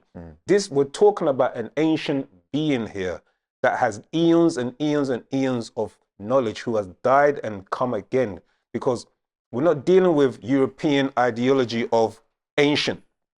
That's 6,000 years. We're dealing with African, or even before African, as we said, Wu-Sabat, Wu-Nawapu. Yeah, that predates Africa, because Africa is a word that was given to us by the Arabs. You see what I'm saying? We are Nawapians, which deals with the natural forces of natural nature. How old is nature? It's always been here. And that is what we are tapped into. You see what I'm saying? So Supreme Being comes amongst us to give to us and elevate us to that realm where we are tapped into natural forces of nature. Okay. So when he said, it's not knowing in that, like he kind of touched on it. It's not knowing to be like, we know more than you. When we say knowing, it's more like to be of service, to help other people, because God creates God in his image and likeness. So if I am at a level, what happens in the society where's materialism is like people want to just hold it to themselves and be up there and then suppress everyone else. But what you're supposed to do is help other people to lift them up to where you are at. So we all here have the ability to be the best we can be as supreme beings. But you need one who already is to teach you and pull you up to that level. You see what I mean? So what he's doing is like, I'm here, even though I know so much, it's not just about me, it's about you. It's about raising you up, waking you up. And the society we've been under for the last 6,000 years is really about hiding and keeping secrets and not telling you things that everyone should know, like extraterrestrials. Instead of saying extraterrestrials, they'll put it in a book and say gods and angels. You see what I mean? But when you start to go, okay, there are other galaxies, other, you know what I mean? There's like universe out there. There's so much that we don't know. But when someone says intelligent beings have already surpassed where we are now, we're growing into becoming that. But they were, imagine somebody that was here like 1,000 years ago. Where are they now in terms of their development and their knowledge? So we're walking in that direction because years ago we didn't have smartphones. What do you think a phone's going to be like in 10 years from now? Like the children coming up, they're going to have some technology. But when you start to look at beings that can travel intergalactically from different galaxies, from different planets, which are mentioned in the Bible, like they tell you in Job 9:9, they talk about Arcturus, Pleiades, Orion, they talk about the Crystal City, they talk about, you know what I mean, the cloud that the children of Israel were like following, but you just don't see it as extraterrestrials. It's because they're trying to dumb people down on the planet. But one has come along who's like, nah, you had higher powers. You have other senses. You're taught you have 5 senses right now. But you only have 1 sense, which is touch. Yeah. But the other 4 that they've hidden is intuition, telepathy, psychometry, and clairvoyance. Most people don't tap into those things. They do it by accident. They're like, they think of someone and the person calls them. They don't realize they're practicing telepathy at that point. So when you start to get your higher senses, which were removed when your barothry gland was maimed, you no longer have the ability to do it anytime you want. You see, so this is the knowledge that as you're evolving as a conscious being, you have to get back your original like powers in terms of like getting back your barothry gland, because most people use like 10% or less of their brain power right now. So what's happening to the other 90%? So you've got beings that have access or they're able to tap into more of their brain power. They show you this in movies like Lucy. And that's what the movie was about. She started to use her whole brain, and movies like I always say Inception, Limitless. Yeah, Limitless. You know, it shows you how you can start tapping into your powers. And that's what knowledge does. Because the more you know, they tell you knowledge is power. But it's not just having the power, it's what you do with it once you get it. So this one just a yes or no, so then I can move into my next question. So the master, yeah, is The master teacher. The master teacher. Is the master teacher, I don't know if I've asked this before, but is the master teacher all knowing? Yes. Yeah. So then that would mean that there's nothing that he doesn't know. Yeah. But and then you talked about the 3 ways to confirm something. Is it experience or the other Evidence and evidence reason. and reason? All right, cool. So what about for stuff like that you can't, how do you know about something that you can't experience? For example, there are people in this life that can see sounds as colors. What's it called? Is it synesthesia? Yeah. So someone that has, if I've got that term correct, someone that is able to do that, how would the master teacher explain Excellent that question. if he doesn't have Real that good ability question. to do that? He does, but the thing is, when you said all knowing, you mean all knowing to what you know. Do you get what I mean? No, I don't. Meaning, there's things we do not know, right? That exist. So, for example, your eyes. This is why I mentioned about the senses. Your eyes can only see within a specific light spectrum, but there's outside of that still exists. Your hearing, yeah, what you're calling your senses. That's why I touch on telepathy, psychometry, because there are colors that exist that you may have never have seen. So to answer the question, when I said what you know, when you say completeness, you're saying 360 degrees. That's like a symbol of completeness, a circle.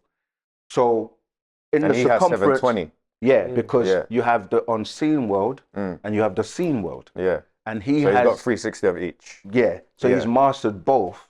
Yeah. Why is a 720 degree B, and you have the ability to do that too. Yeah. But only someone who's done it can teach you how to do it. You see, that's what I mean by what we know in the realm of the 360 physical. We don't know the realm of 360, which is unseen. But he's teaching us that, and the reason you know is because, like you just said, how do I learn to teleport myself from one place to another? How do I learn to do things like you said, psychometry? How do I learn to levitate? How do I learn these other things that is possible, but no one is able to teach you? But I don't feel like you answered the question. Does he have synesthesia? Can he see sounds as colours? There's nothing. That's what I'm saying. Like the only way How do you know that he can do that? because he's written and taught people how to do this. But the point I was going to make is there's certain knowledge that is sacred. You know, not everyone will just get the power to do certain things. Yeah. So in ancient Egypt, you had what we call the mystery schools. Yeah, where you were taught the higher mysteries. You had to be initiated and be trustworthy or reach the grade where you can be initiated to learn those secrets. So Jesus and most of the people that I've spoken about in the religious world, he was after the order, as my brother mentioned, and he was taught how to levitate, how to multiply. You know, the whole thing about multiplying fish and all of those things that He was taught this. Yeah, they call them miracles, but he was taught this in the ancient Egypt. Who taught him this?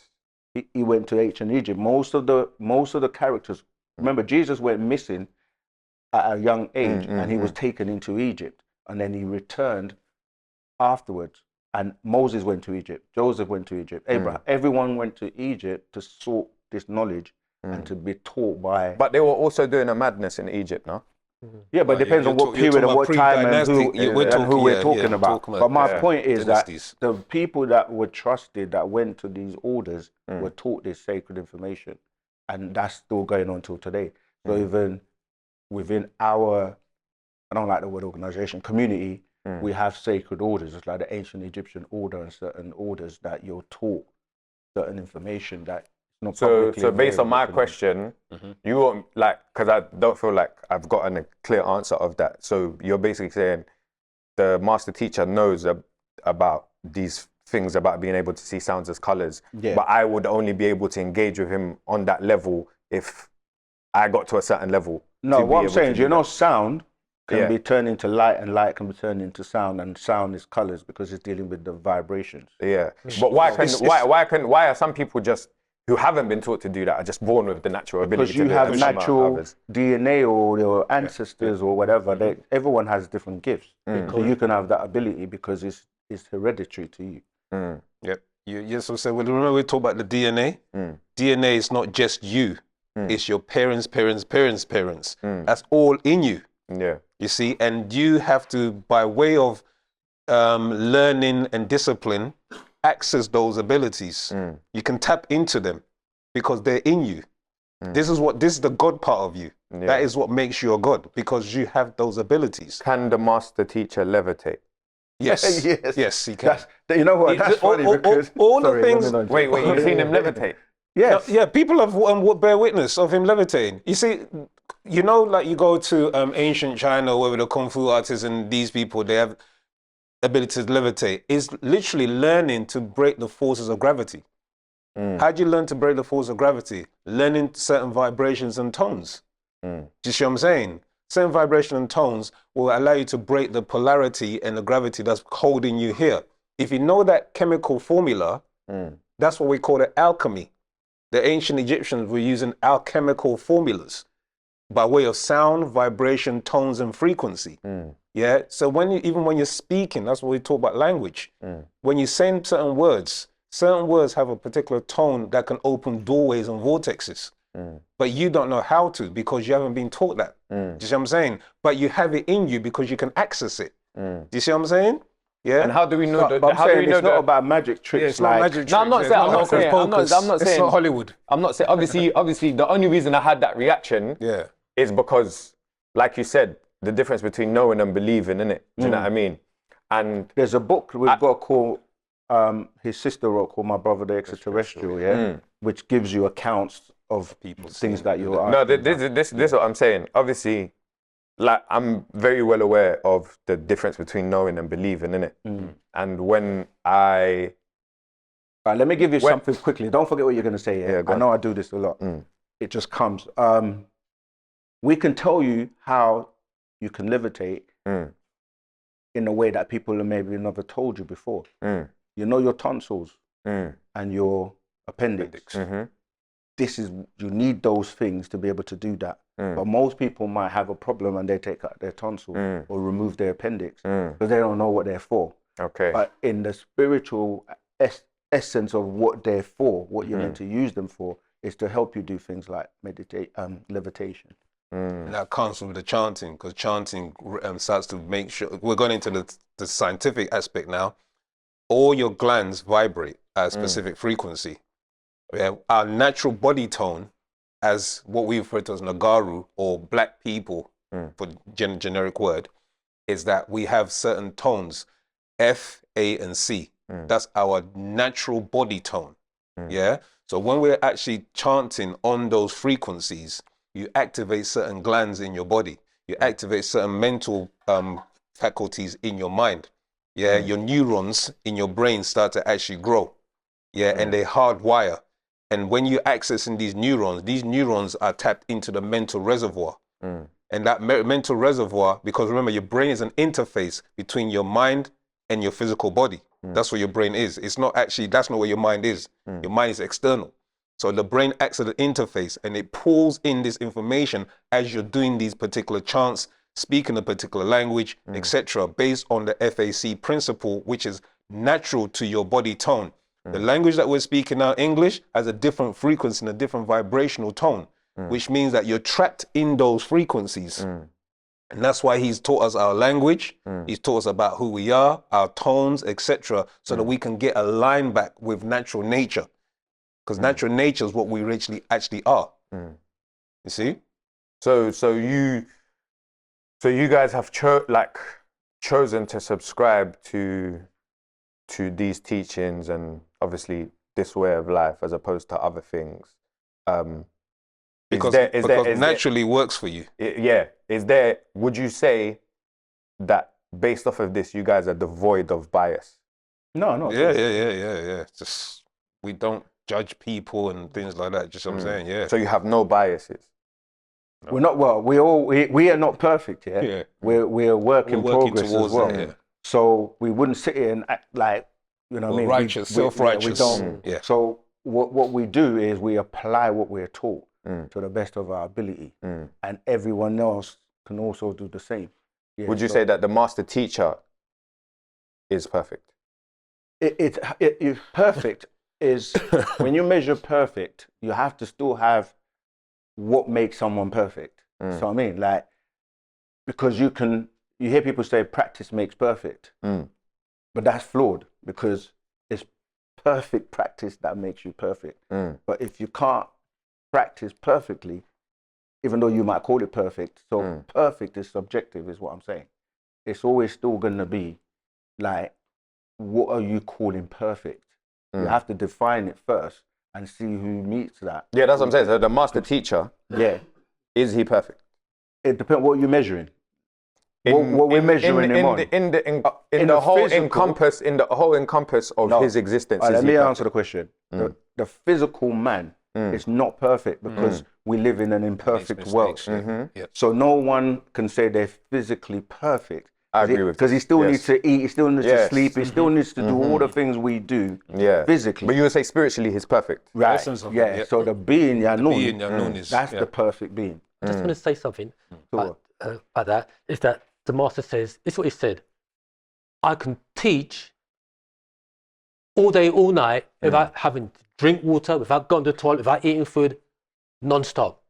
Another thing also, he said that I'll come to you, so don't judge me as a holy man, because I'll do things that you do. And if he was here right now, you would never know that it's a master teacher, a spiritual master. You would never know it, because he would cuss bad word, just how you cuss bad word. You know, that's how he is. He doesn't walk around, with a stick in his hand and holier than thou. He might even go with And remember, baggy shorts. we've spent time with him. We know him like how I'm talking to you, and had a meal together. You know what I mean? He's not a spook. He's not like the way people think of a religious person or God or like Allah or something. Like he's actually so calm.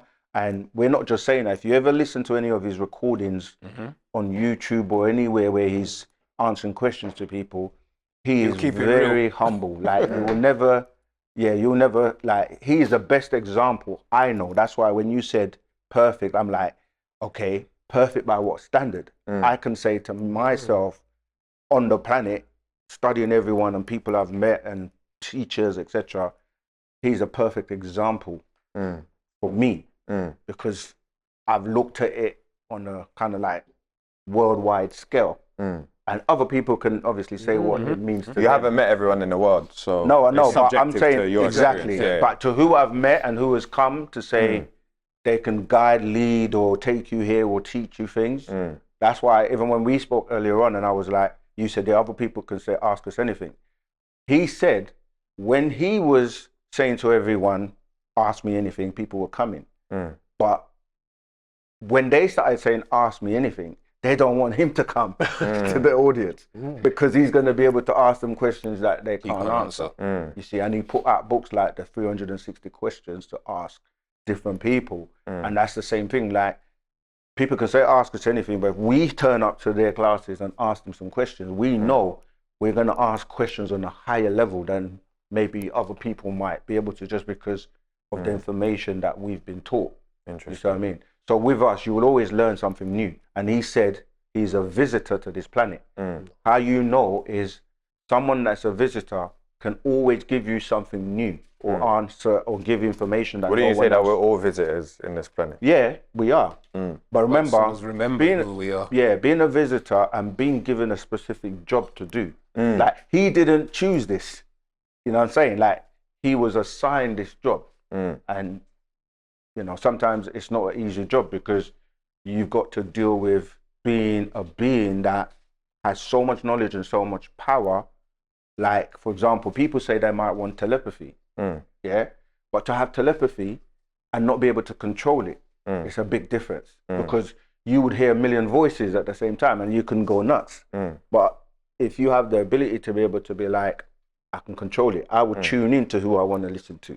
So I mean, so people want the power, but it's not just having the power, it's the responsibility that comes with the power.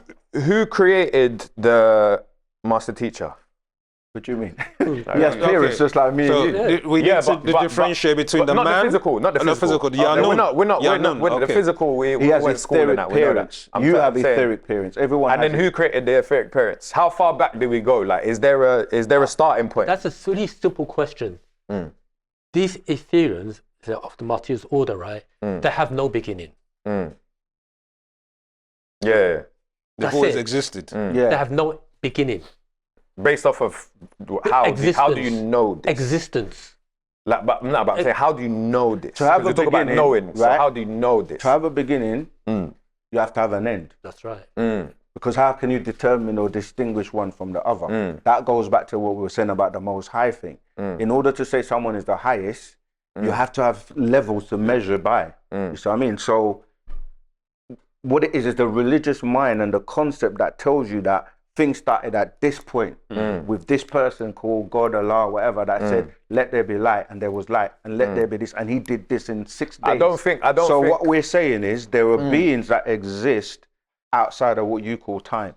Yeah, no, but this is again because I feel like we shouldn't pop down the quote unquote religious beliefs in it, because many people that subscribe to like religious beliefs and whatnot also have this understanding of God doesn't have a beginning and doesn't have an end. God always was, or the Most High, or whatever name that people give to the whatever supreme like inconceivable being the thing is. Even when you're but what I'm saying is, how do you conceive That's the thing that always was, isn't it? Like, how do you do that? Okay, hear this.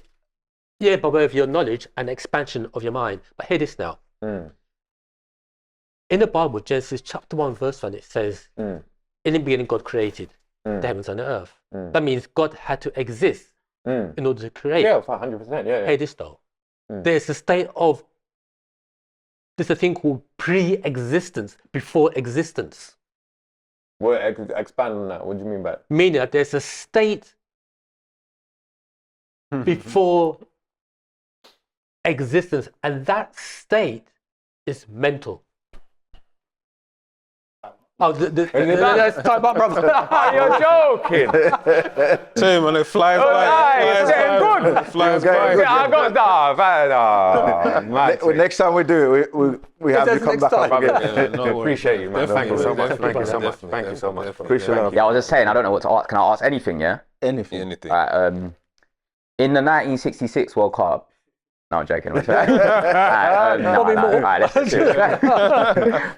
I was gonna ask. So, what's your thoughts on like death and like what happens obviously when we die? Because I know you spoke about energy and like who, I don't know if it's the right word, but like who qualifies. So, is it specifically people within what you teach and know that will make it to that next stage, or is it to do with the person themselves? Like, what's the morals? What is like, because we didn't really touch on that. What's the next level? So we teach that there's no such thing as death. Okay. Because as you said yourself, energy cannot be destroyed. Okay. So we know that it's a transition process, but in the sense that people talking about the physical you going back to the ground, that's a cycle of life, yeah, because your physical bodies is from the dust, because like even though in the Bible and religious books they say God took the dust of the ground to form a man, what that really translates to is that the female breathe in the dust or the particles when they're pregnant, and those elements go inside of them, and that's how when the pure essence or the being that we refer to as the etheric being comes, it then, because it's so pure, it attracts those dust particles to form the baby in the womb, and that eventually evolves to the limbs and the physical you coming out. But the essence of you that attracts these dust particles magnetically is that pure essence that we call the etheric being. But within that you have your spirit and your soul as well. So when you get to the point where people are calling death, what happens is that each goes back to where they came from. So the physical you goes back to the ground, the spirit and the soul travel on to the higher vibrations or levels, and depending on how you've evoluted or elevated in your spiritual being and your soul, if you have a soul, because not everybody has a soul. Interesting. It will take you to the next realm. Remember when I mentioned about the different realms, like you got the physical realm, the spiritual realm, you have the soul realm, the mental realm, and the etheric realms. So the parts of you return back to those realms. But in those realms, there's an existence that it's like how you're having this physical experience. If you don't make it to the higher realms, you keep coming back or recycling. This is what people are calling reincarnation. So you come back and kind of like keep learning as another chance or another life cycle to help you get to the next level in the next time you transition. Most people have come back up to like 9,000 times in their life, unless you're a new soul that has come here for the first time. Like some of the people we refer to as golden children who were born between 1973 and 2003.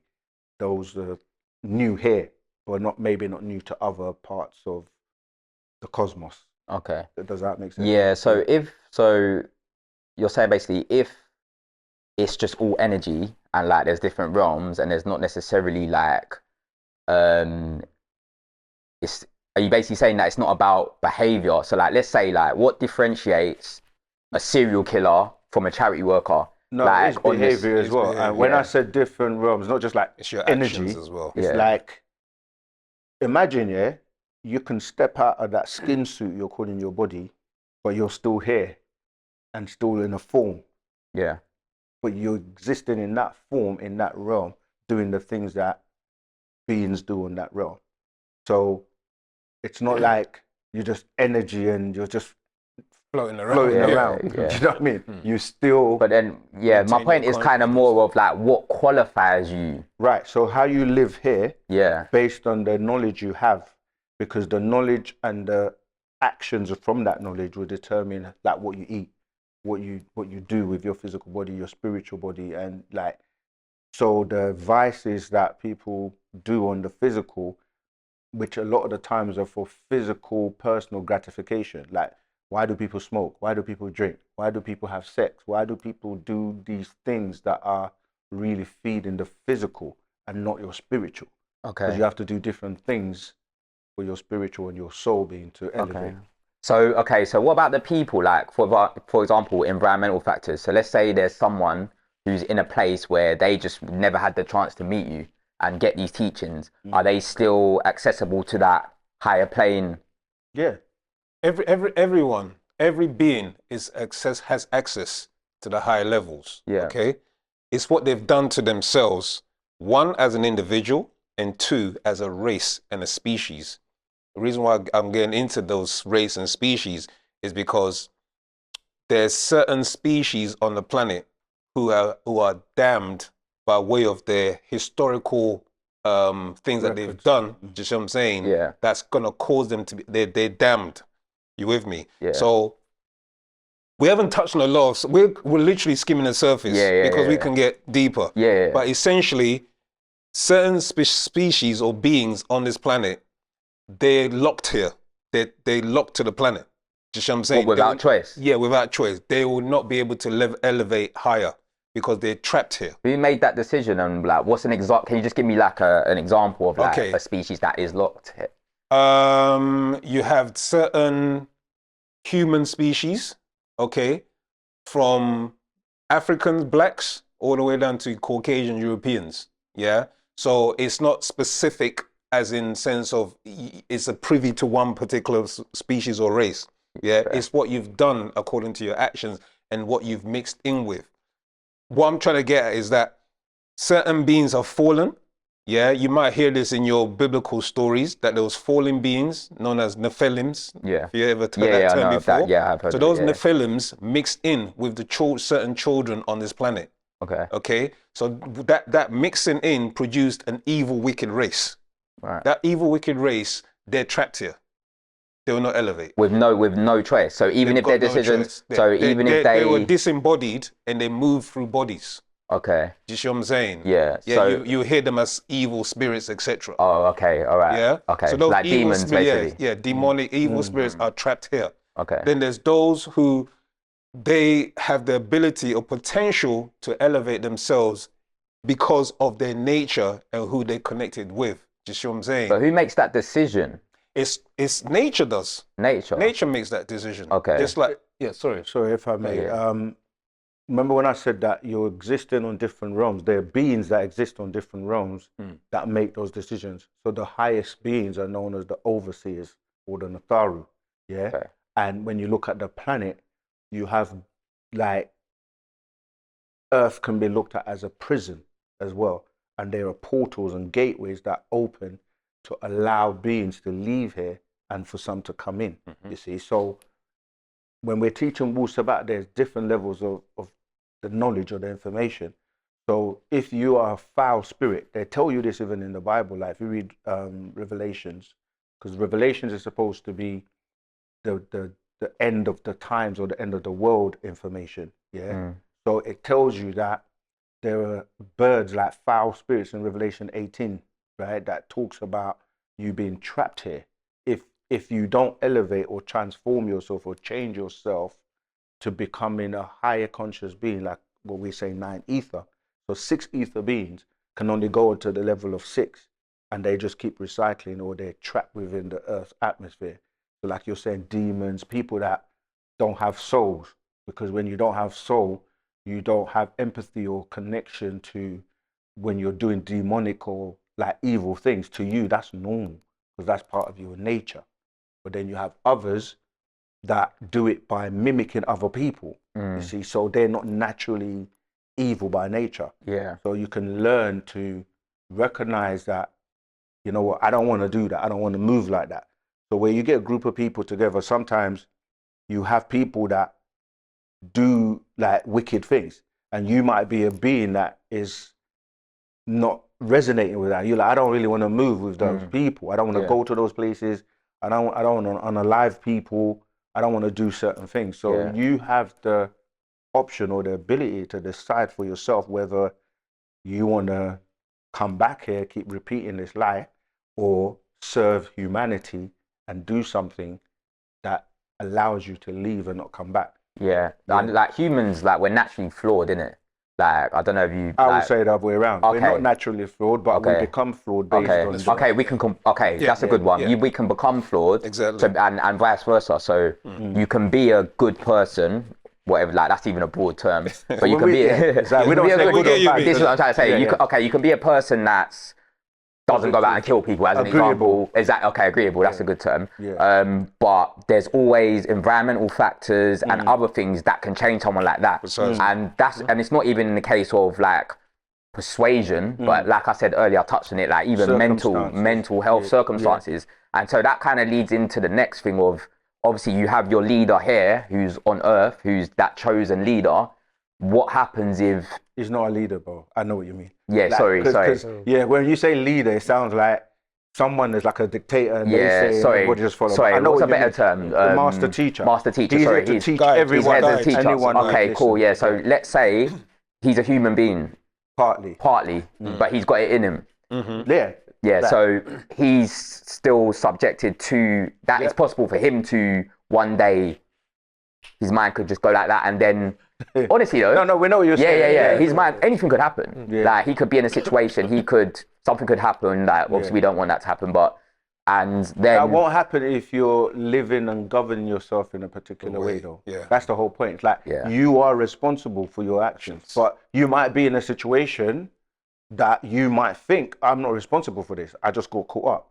But that could be part of why you came here, to experience that situation. Yeah. You follow? Yeah. Because in your previous lives or life, you may have done something which is why this cause and effect is happening in this cycle of your life. Yeah. So you might think is out of my control. Yeah. But it actually isn't, because in the grand scheme of things, it's planned. It's planned. So are you basically saying that it's impossible for him to be deterred or... because remember, we said he was selected by the forces of nature. Yeah. Because he met that qualification at that level. So it's like, if you wanted to be a pilot, you have to go through certain tests, and in order for you to keep being a pilot, you can't have like things like you drink alcohol. Do you know what I mean? There's certain things you can't do because you're putting yourself at risk of the people that are on that plane. So they always like check your eye test. You know, you have to keep going through certain tests. Yeah. If you do, then you can't be a pilot. Your license will be revoked. So it's the same. Like if he wasn't that being to be able to do this job, he wouldn't be doing the job. Yeah. I just want to add on to that. It's a very important point. First of all, how we conduct ourselves, the master put a book on that, which is called The Sacred Wisdom of Tahuti. You have to speak about this being Tahuti because the secret societies on the world, they all acknowledge Tahuti, or they call himself, or Hermes Trismegistus, we spoke about him earlier on, as the master of masters, teacher of teachers. And they're all awaiting his incarnation. He has incarnated again in the master teacher as Tahuti. And what is he revealed? He produced a book called The Sacred Wisdom of Tahuti, of 9 doctrines of Tahuti. In the Hermetic principles, they refer to as the 7 Hermetic principles. But that's coming from Tahuti. Now he's incarnated again. Now, that particular book is like an operating system for each individual, so that we read it. Also, this is how we meant to conduct ourselves. It's talking about our mental. It's talking about the laws of cause and effect, the laws of gender, polarity. Now, okay, so this is how to conduct us by that particular scroll. Now, as part of Babiana, as Dr. Malachi ZKU, he's what when we say spiritual master, he has self-mastery. So no matter can he deviate from the program? The beings, he said that he wanted, as Dr. Malachi, as the physical being, he wanted to deviate from the program. He wanted to throw the towel in, but he said, Yanun says, you ain't doing it. Yeah. Because no, you ain't doing it because you've got a mission to fulfill. Now, hear this now.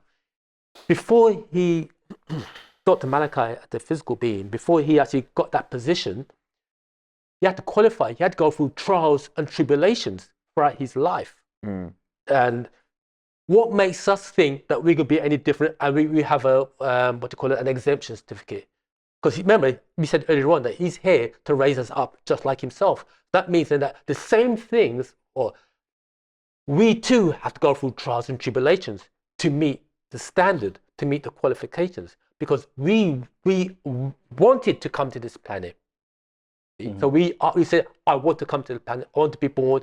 Here it is. To rule myself. To rule myself. Here it is. We want to be born in this day and time. And so this is a most auspicious time to be born in, because the people of the past, seers and prophets and soothsayers, etc., all long to live in 2025 or in this period of time, this time frame, because they knew that the sacred master would incarnate once again. Now, something else I want to add to that as well. I think it's escaped me. Well, I should think about it. I know what you're saying. He grew up just like us, like doing all the things we do, going out and, you know what I mean, just having fun. He got into trouble. He did all of that. But there was a specific time known as now when he was like, the being Yanun basically manifested to him and showed him like, you have a mission. And then he was taken up, you know what I mean, like, and shown who he really is, where he comes from, like, you know what I mean, the planet Risk. And he was like amongst the Galactic Federation. And then he was taught about who you are. He sat on the seat. There's a book called The Akasha Records, where most of the experiences he's had in life, he relays them and tells you like his whole life story. Yeah. So just like you could be walking around, going down, smoking, drinking, doing everything. But if there's a divine purpose for you, because one of the questions was, why am I here? What's my purpose? It only takes for someone to trigger you and your DNA explosion goes off, like, and your spiritual path or the reason you're here becomes apparent to you, and then you change. This is where in religion they'll say you're being born again.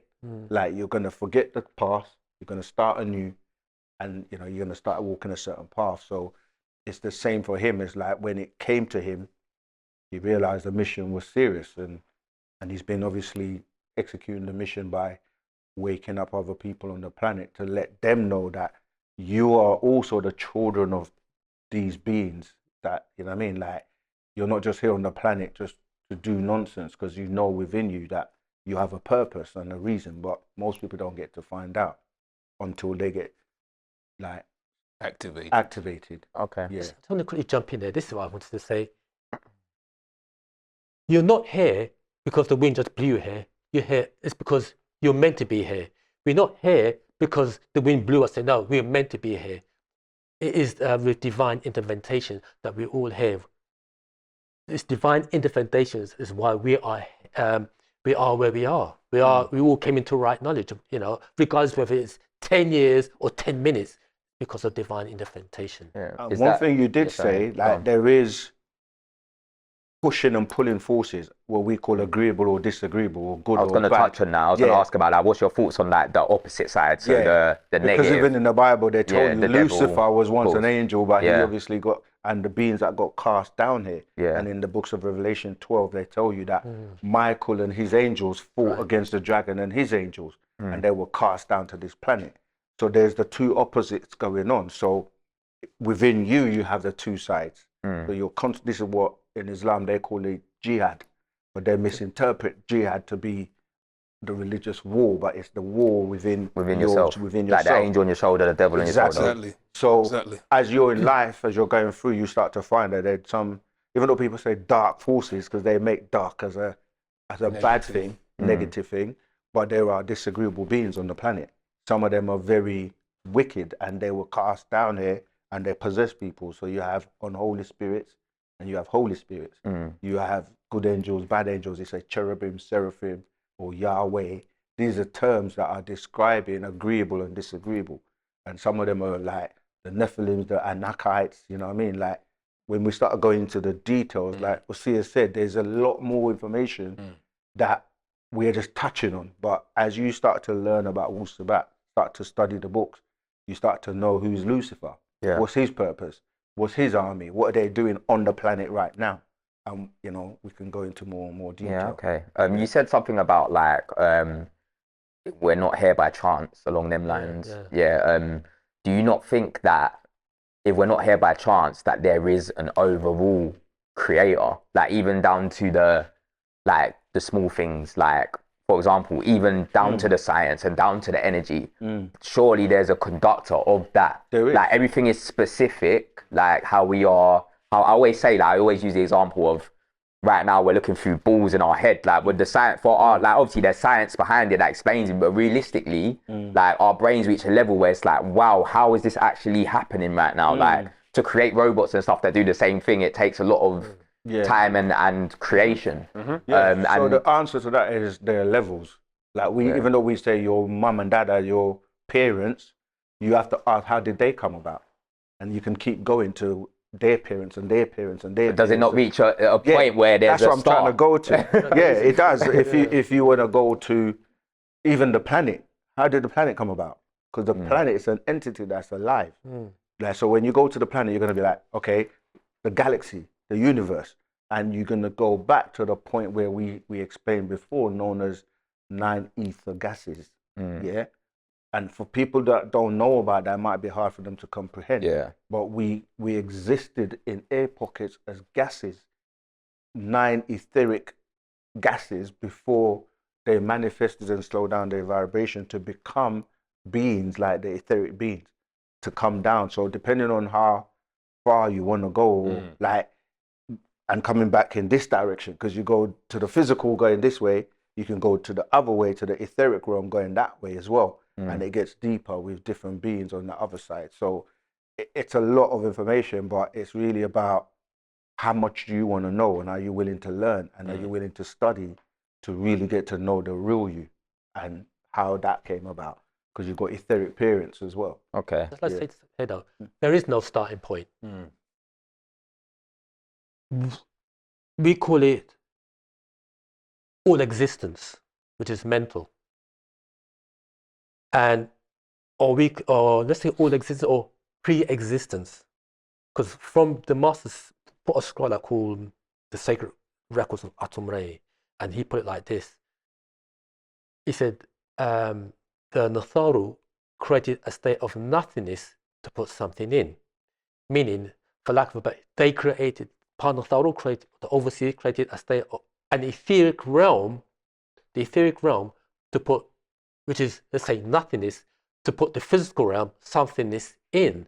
So if they created the etheric realm, that means they existed in a state outside of the etheric realm, or that state we refer to as we say in that pre-existence. What's that overall term? The term we use is pa-pa'ut. Okay. All existence, or we use it in another word we use is pa-kalei makwana, the omniverse, the many words to use, or absolute, infinite, and eternal natural nature. It doesn't have a time frame. Time is only relative to the physical, you see. So that is the state that we was all in. And as the brothers kept on saying, is that it's all about tones, frequencies, and vibration. And there are different degrees of that, meaning that right now the physical realm is the lowest and the slowest of realms of existence, and the physical realm. And then as we begin to elevate, while still in the physical body, we can reach those higher states. Okay. And as scientists, they're trying to study this, you see. So the scientific world is trying to figure out how was the universe born. So I mean, these are the type of questions they're going to ask. And as you go further and deeper, they're going to be like, what makes matter? You see what I mean? Because when you go beyond matter, we start to look at space, matter, and time. Yeah. These work in conjunction. So even though we're talking high sciences, but people have to go and do their research. Yeah. So when you look at space, people think space is empty, but it isn't. You know what I mean?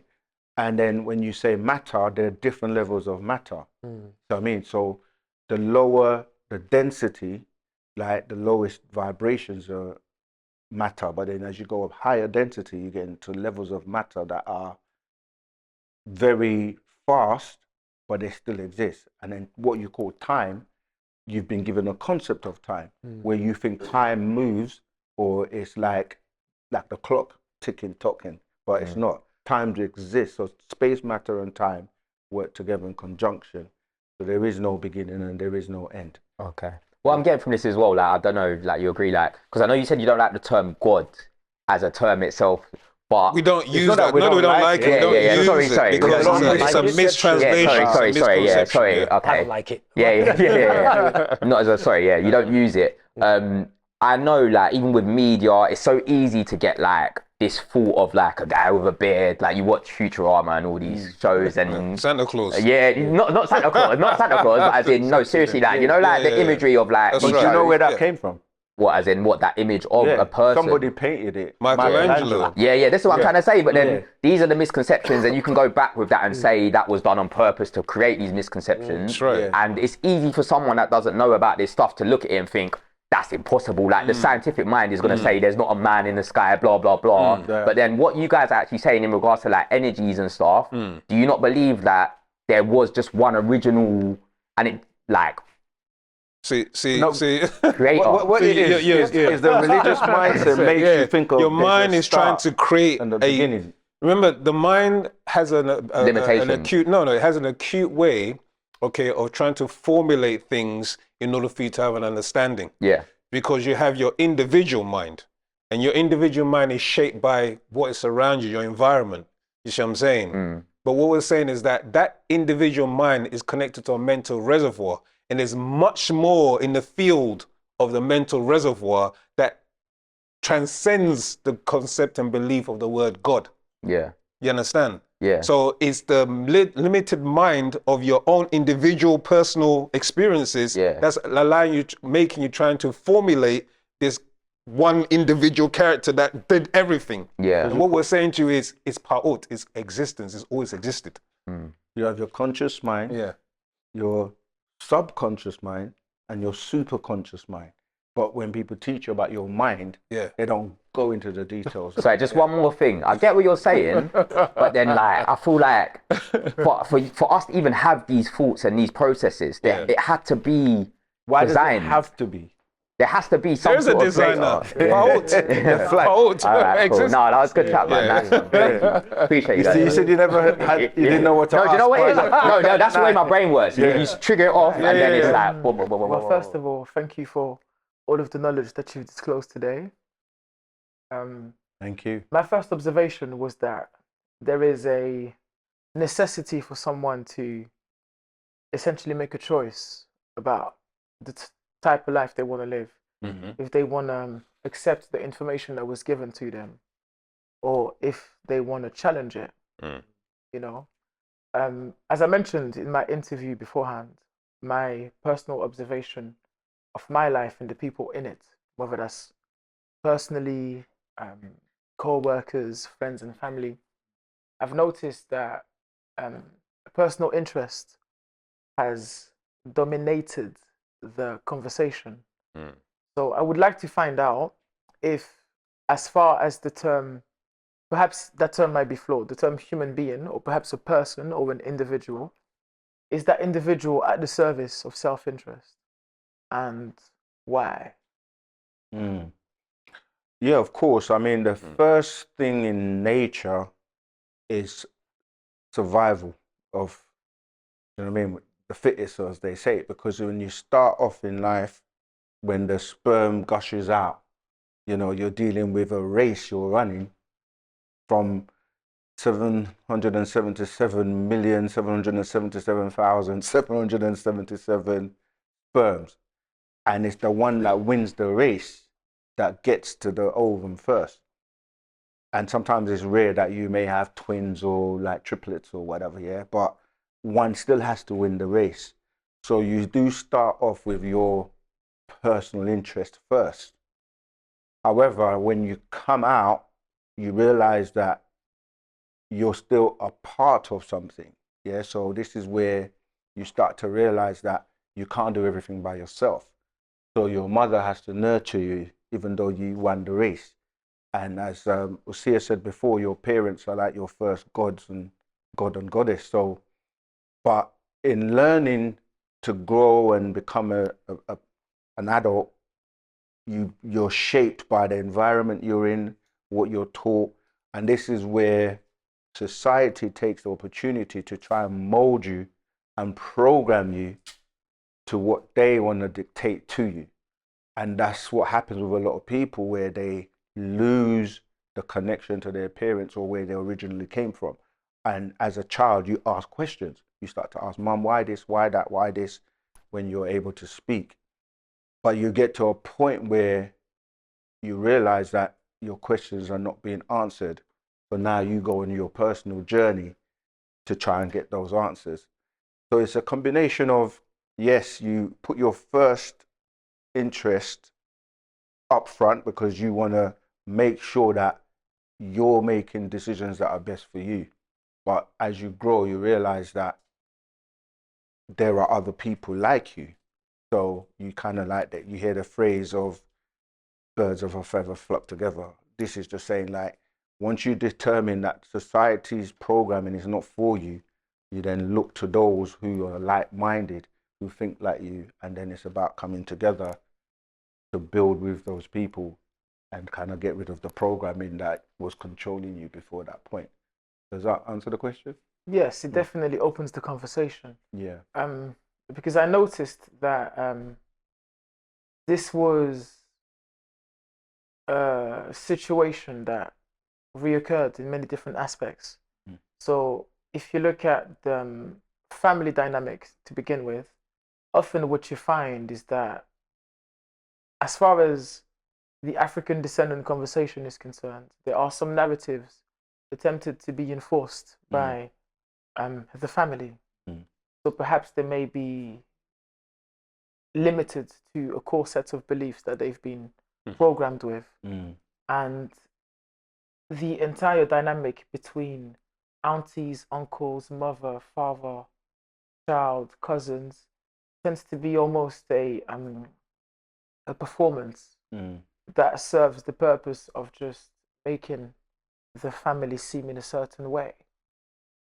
And I think individuals that tap into higher consciousness or superior information may struggle with how they connect with the family. You know, so perhaps if you had a few words to do with that situation, because then I would like to tap into personal dynamics and then work dynamics and then societal dynamics. But I think family is a good starting point. I think that kind of like speaks, if I may speak for all of us, but I think we all fall in that, we all fall into that kind of category. Because I mean, I fell into that category too, because you get to the realization of who you are and that you do think differently to others in your family's, you know, core structure, and then you start to do certain things differently, etc. So for me, that journey led me into right knowledge. You know, I mean, Wu-Sabat, because I didn't do the norm. I didn't do the things the way that was perceived by the family. Do you get what I'm saying? To believe in God, etc., etc. And so when my consciousness grew up, it was seeking and it was the sole portion of me that was making this connection. Do you get what I'm saying? It wasn't I didn't want to feed the other aspects of my being. It's like I just wanted to know more and more and more and more and more. So my mum would tell me things, you know, that I was growing up about my ancestors. And this is what held me strong and rooted, because I always knew certain things already. You know what I'm saying? Either was about herbology or some kind of connection like that. I knew those kind of things already. So yeah, it's I didn't really get much of a friction as much. Okay. you see what I'm saying? Okay, And when I made that transition, some people I've spoken to did get a kind of a lot of friction in their family. Including myself. Yeah, but Yeah. it was very limited for me. It wasn't that much of a struggle to try and show people that I was different. Do you know what I mean? Yeah, so that's what I can answer for. That there's not really much I can really say on that, apart from that once you start on your journey, you start to then be in line with other people who think like you, etc., and you feel more comfortable. Do you know what I mean? You can express yourself more. You can do things more in that capacity. So, You want to say? No, he said he spoke for me, anyway. Yeah, what I want to touch on, you're right, that it can be challenging where generation after generation after generation within a family follow the same thing. So you'd find that people in religion generally accept the religion of the family. So if the family are Christians and you grow up and you're in a Christian kind of like household, you become a Christian. Or if you're a Muslim, you become a Muslim. Yeah. And what happens is that if you find something different or break away from that, a lot of times you do get shunned or made to feel like The black sheep. yeah, something's wrong with you. Yeah. But I feel like in order to progress and change and not repeat the same patterns for generation and generation and generation, somebody has to break the mold. Absolutely. It's like, if not, you're just continuing the cycle. And it's like, there's always someone within the family that has questions. In my case, it was like, I'm going to church, but I'm not feeling the vibes. I don't like what you were saying and what you were teaching, and drink the blood of Christ and eat the flesh, and you know, certain things were like, yeah. I'm not feeling that. So I started to ask questions, and I think that's where it starts, because as a child you always ask questions, but it comes like in religion or belief system, is like you're not allowed to question. I always found that strange, because if you ask those questions that your parents or the church or society or the teacher couldn't answer, instead of them just saying, I don't know, they turn it on you and make you the problem. You know, Absolutely. like, you know, how dare you ask that, like you're blaspheming against God, is like, but I'm like, who's making me have these questions then? Because if God knows everything, he knows what I'm thinking. Absolutely. And he's allowing me to think it. So Absolutely. where am I going to get the answers? So you go on a journey where you try and ask your friends, ask other people. And for me, it's only when I came across the master teacher that my questions were answered. So I felt comfortable. So I started to ask more and more questions to see like if he can answer the rest of the questions. And yeah, that's where I've been since, because I realized this was somewhere where I can actually get my questions answered. Yeah. Makes total sense. So I have broken that mold in my family in terms of just following, because everybody's been doing that same thing for, you know what I mean, generations after generation. No, brilliant. Brilliant. I think this definitely clarifies a little bit, because I have found this in particular to do with African descendants to be a challenging first step to make. You know, to embrace the discomfort of the communication that you're going to have with those that are the closest to you as far as blood is concerned. Because ultimately we can all connect as like-minded individuals, but our family tree is our family tree. And yeah, so that clarifies that. Now, in terms of societal dynamics, how does one who has tapped into their capacity to receive the higher information then go on a day-to-day with the illusion of society? Great question. Great question. Yeah, what you have to do is you have to know how to navigate yourself around that. You know, it's that simple. You see, and what you do is you have to utilize. Me personally, there are gaps during the daytime that I use for self-introspection. You see, the journey is inward out, outward in.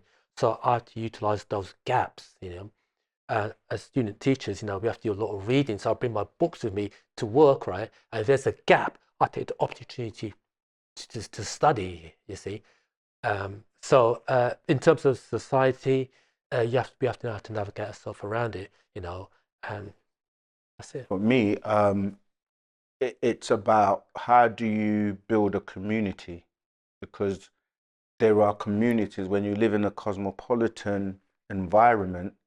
like in the UK, you have the Jewish community, you have other communities within the community. Not to say that you can't integrate, but like when you go to school, you do school and deal with school. When you go home, if you have a culture and a family, then you're gonna maybe speak a different language when you're at home, eat certain foods and do certain things that you're not gonna get outside. But ultimately, it's to be able to have a community where you can fully express yourself the way you would like to express yourself. Do you know what I mean? Like the way we dress right now. It's not the way that, you know, you see everyone walking down the street dressing. And that's because of our culture, you know, the language we speak, you know, the things we do within Wu-Sabat are based on our culture.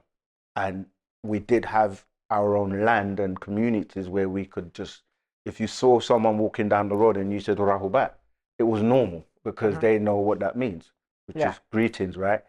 If I walk down the road now and I saw someone and I said Rahubat, look at me strange. Like you're crazy. So, but if somebody who knows what I mean, they will say. I mean, now with OSM Vision, a lot of people do know at least Rahubat. Yeah. And the master teacher, we used to have celebrations every year where it's the beginning of our new year, June the 26th, where people from all over around the world will come and they'll just hear people saying Rahubat. And by the end of the time they left, they were saying Rahubat. Do you know what I mean? So, Brilliant.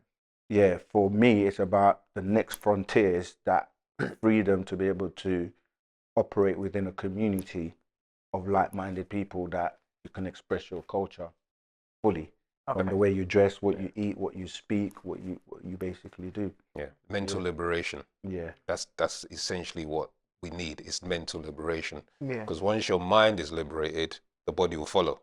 True. You see what I'm saying? So being not having that, or limited to express that in a society that sees you as a cult, sees you on all these labels. Yeah. Just what I'm saying. For the sole purposes of doesn't allow limiting. you to do that. But you know, as we create an environment, and that's what Seken is saying, the community, we create an environment, and that environment where we can raise our children learning our culture to the point where eventually we can then expand that community into the world, you know. Brilliant. And have like satellites all over, where if it's noticed the Ethiopian community and all the other communities that come out and express their culture, you know, the Jewish community expressing their culture, that's what we should be at as well. Absolutely. You know, so yeah.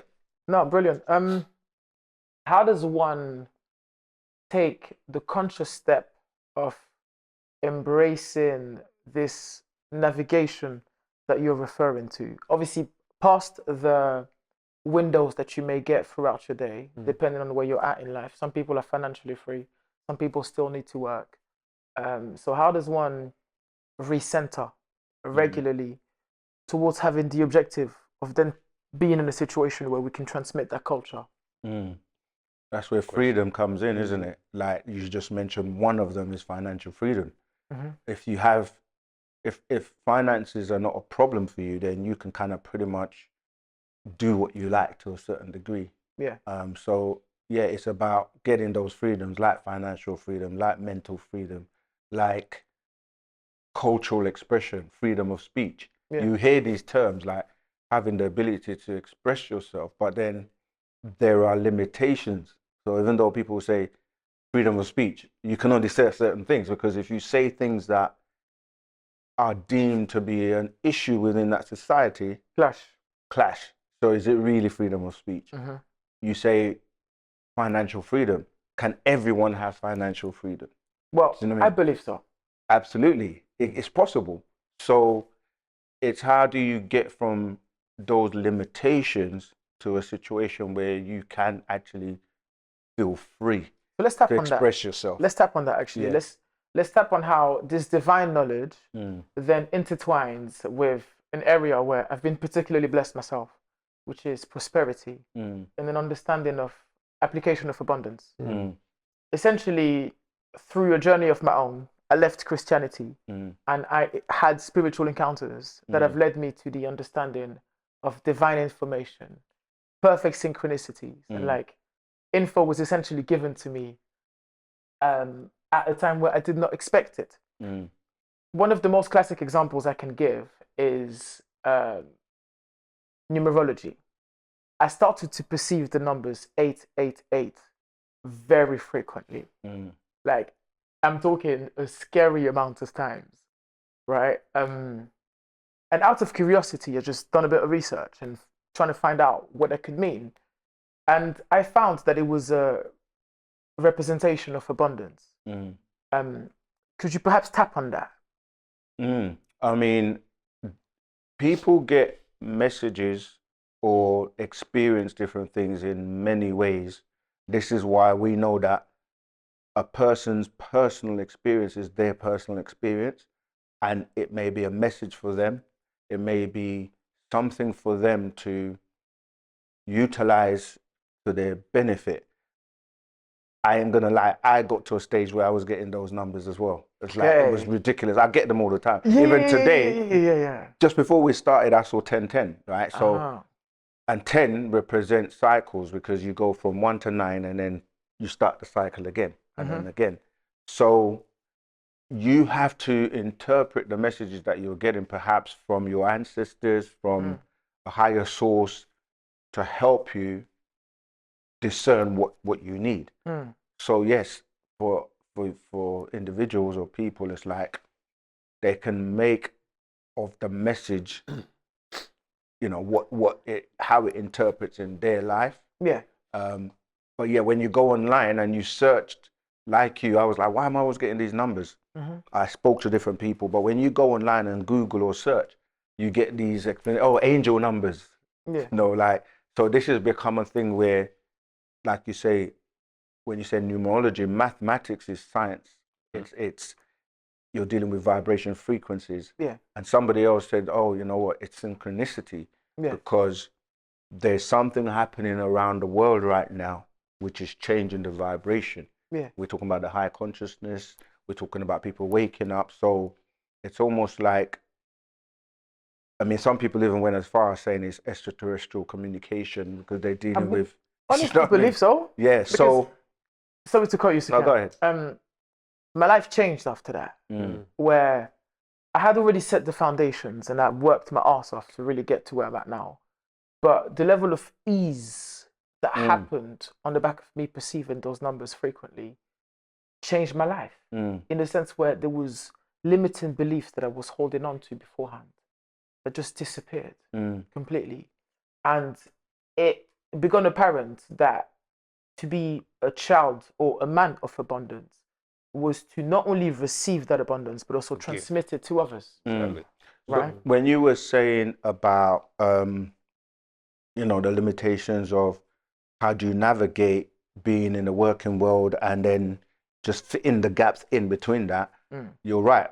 In reality, some people are still doing a 9 to 5, and you have to start to think entrepreneurship. You have to start to think, how do I free myself from exchanging my time for money? Yes, sir. Because there's only a certain amount of hours in the day. So once you start to apply higher levels of consciousness and thinking, you have to start thinking about abundance, because you create your reality. Yes, sir. And your mind state will bend time and bend things around you, because you're manifesting that, you see. So people that have a limit mind state or attitude, they actually imprison themselves. Yes. Because if you think, I can't get out of this situation, then you can't. So you've got to think, okay, how can I become an entrepreneur or work for myself or use my creativity and to generate the abundance? So what you're talking about is initiative. Absolutely. Okay. Knowledge without action is Pointless. So you've got to put the knowledge into action practically as well. Brilliant. Anything? No? No, it's been answered. Okay, cool. No, brilliant. So I'll keep on going there. So we've discussed initiative, we've discussed breaking out of limiting beliefs, and we've discussed also perhaps embracing the isolating process that it may be at times. Because if you are still in a 9 to 5, then you have to obviously stay faithful to that cycle, but then understand that you're not to be fully in the cycle forever. Yeah. Now, one of the things that I really wanted to get ultimate clarity over was whether, obviously you mentioned how, you talk about the biological sperm cells seeking to then obviously manifest a human experience. It's a self race that then leads to a self actualized reality, which then leads to you realizing that there's more than just your own race. How do we get to a stage where self-interest then becomes a negative conversation? Balance. You have to balance everything, and those who go to the extremes where it becomes me, myself, and I, then it becomes dangerous, because it's like you just want for yourself, which is like greed steps in, ego steps in, a lot of the what we call mental diseases step in, because now you're just thinking about yourself. Like, you want to have everything, you want to just be like the successful one, but what about everyone else? So they get to a point where, yes, there's nothing wrong with you being successful, having abundance, where there's material things, spiritual things, whatever, but you have to recognize that you can't go to the extremes. So Wu-Sabat is about balance as well. It's about not overeating, not over, indulging in everything. So there has to be a balance. And there's also an awareness of, like we were saying, community building and helping others to get to where you are as well. Okay. So balance is very key to. Can I just add to that? Regarding the balance in the self, know that there's two portions of you at work. You have your spiritual essence and you have your soul essence. Your soul essence is about what the last part of it is, unity, working towards that greater good. You know what I'm saying? Helping others become better. The spiritual aspect is feeding the self. Okay. Do you see what I'm saying? And that's because what's the word selfish? Self. You see, so there's two dynamics that happens here. One portion feeds you, me, myself, and I, and the other portion feeds the whole world, or feeds humanity. And that's why, as you see in our website, is the consciousness of humanity. Okay. So we are developing ourselves Let's towards... explore that further. How does one consciously serve humanity without falling into detriment of self? By being selfless. But then doesn't that detriment self? Balance. No, please. It's balance, because, like, okay, let's just say, for instance, you're out helping out, people burn themselves to the point where they're just exhausted because they're constantly helping, doing for others. Yeah. Then there's a time where you have to reclaim that and rebuild and regenerate. Okay. You with me? And that comes from that self, like, you take time out for yourself so that you can rejuvenate. Because if you deplete your whole essence, how can you help others? How can you be self to others? So there is not selfishness. It's more about looking after one's being. Okay. You see what I'm saying? So how does one understand the correct balance between looking after the vessel or looking after self to then be able to selflessly serve? How can you help someone else if you can't help yourself? No, I agree, but perhaps I'm looking for more detail. So like mindfulness. So what we're saying is that some people don't have the balance where, like Osir just said, where they just give to the point where even though they don't have, they're still trying to give. That's right. Yeah. We've seen that in our community. Yeah, and sometimes it's the way society, like when you're passing beggars, you're passing a beggar and they want you to give them something. Some people out of guilt will just give even though they don't have it. They don't have. You see, so you have to know when to give and take. Of course. Okay. Just wanted to find out what is the clearest definition of objective morality under natural law, and why do you think is the antidote to human slavery? Wow. Okay. Basically, so mental liberation is really the fundamental answer to that. It's human slavery and mental slavery is because we've been taught things other than ourselves. we've been made to love other than ourselves. Do you know what I mean? We embrace everything else apart from our own culture.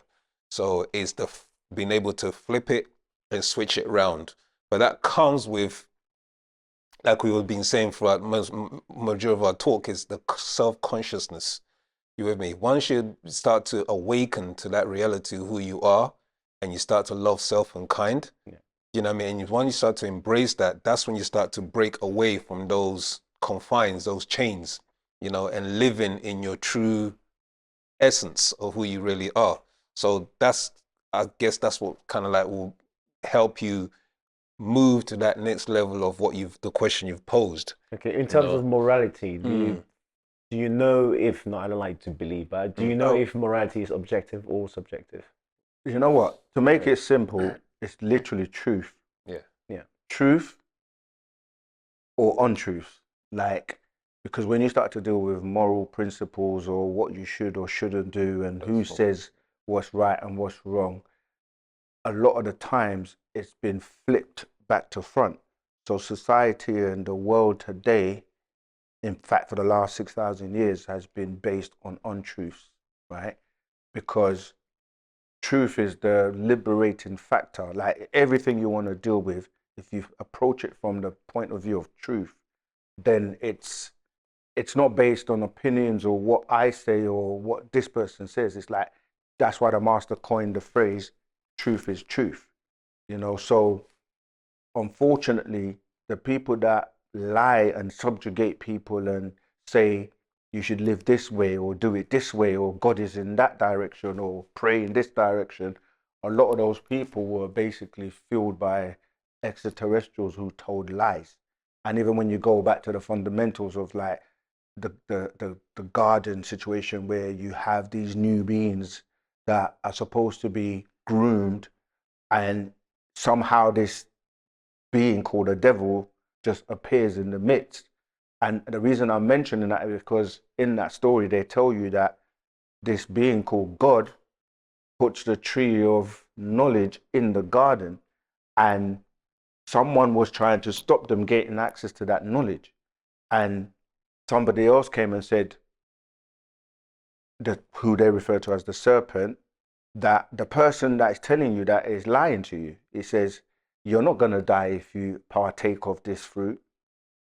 And when they did, they didn't die. And that was the knowledge that they needed to know that they are also equal to that being that was telling them not to partake of the fruit. Okay. So they became gods as well, or they became Elohim. All right. So when you're operating in your state as God, but again, that has been distorted. So most people don't know what or who God is.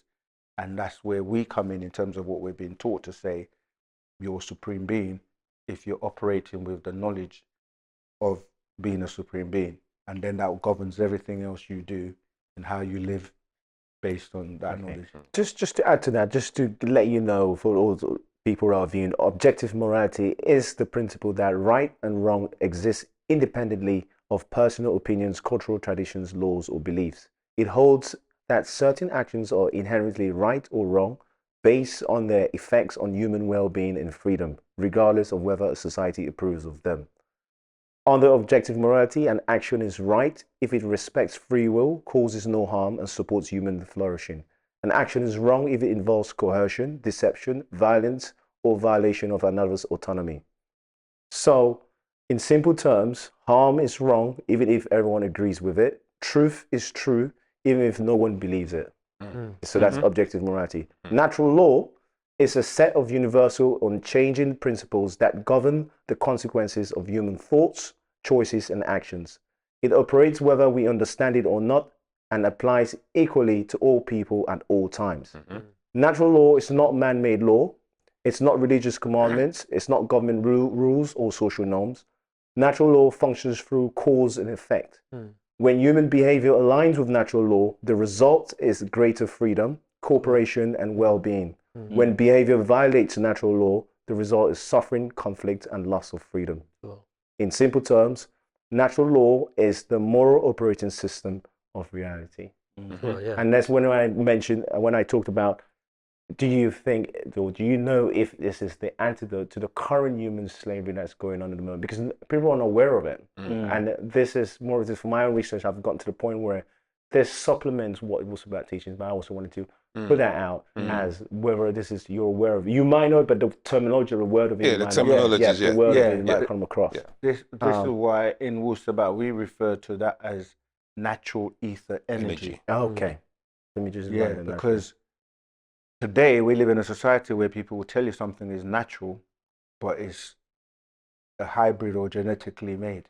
So you're skewing what you're saying is natural from what is actually natural. Okay. You follow? So, right. Okay. We have Or to be organic, aware. as they put it. All right, because maybe someone can say natural, you might think, but this is natural or moral law or God's law or cause and effect or the golden rule. They can there are other terminologies but for the it. point I'm making God's is that law. someone is telling you that whoever is defining it is still the authority on it. So even though it's a mark where generally everyone can agree on, what we do in Wu-Sabat, because the master teachers like coming with knowledge that it's outside of the realm of what people know.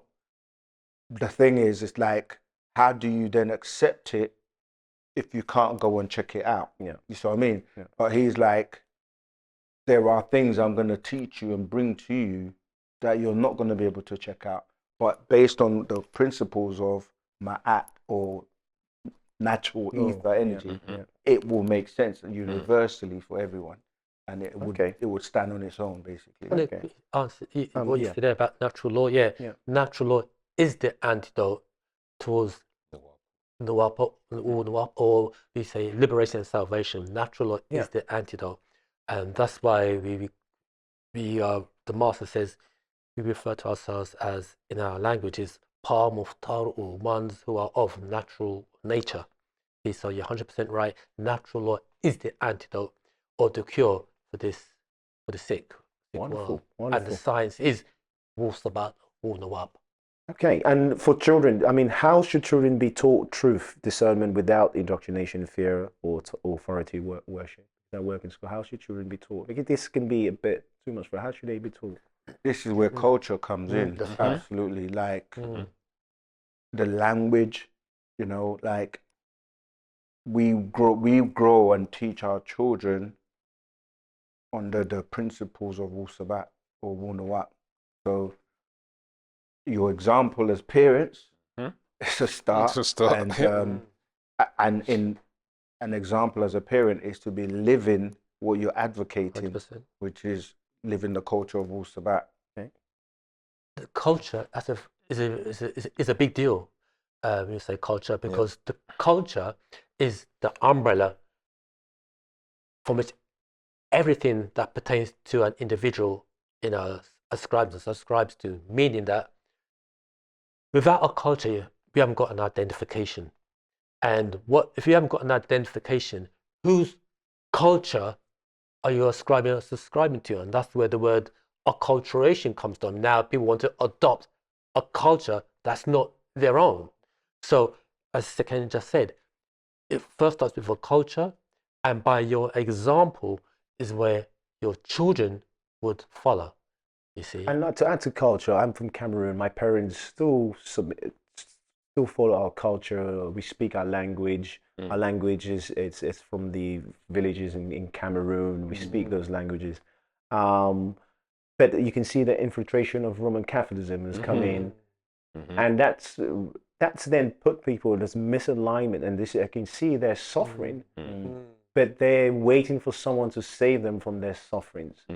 So they've been conditioned to accept sufferings, accept life the way it is, and wait for someone to save them, and not live in the present and forget who their own essence is and what their life is. Anyway, that's a very important point that you made there. So now you've got Cameroon and you have their own culture, but Roman Catholicism comes in and kind of disturbs the status quo of the people.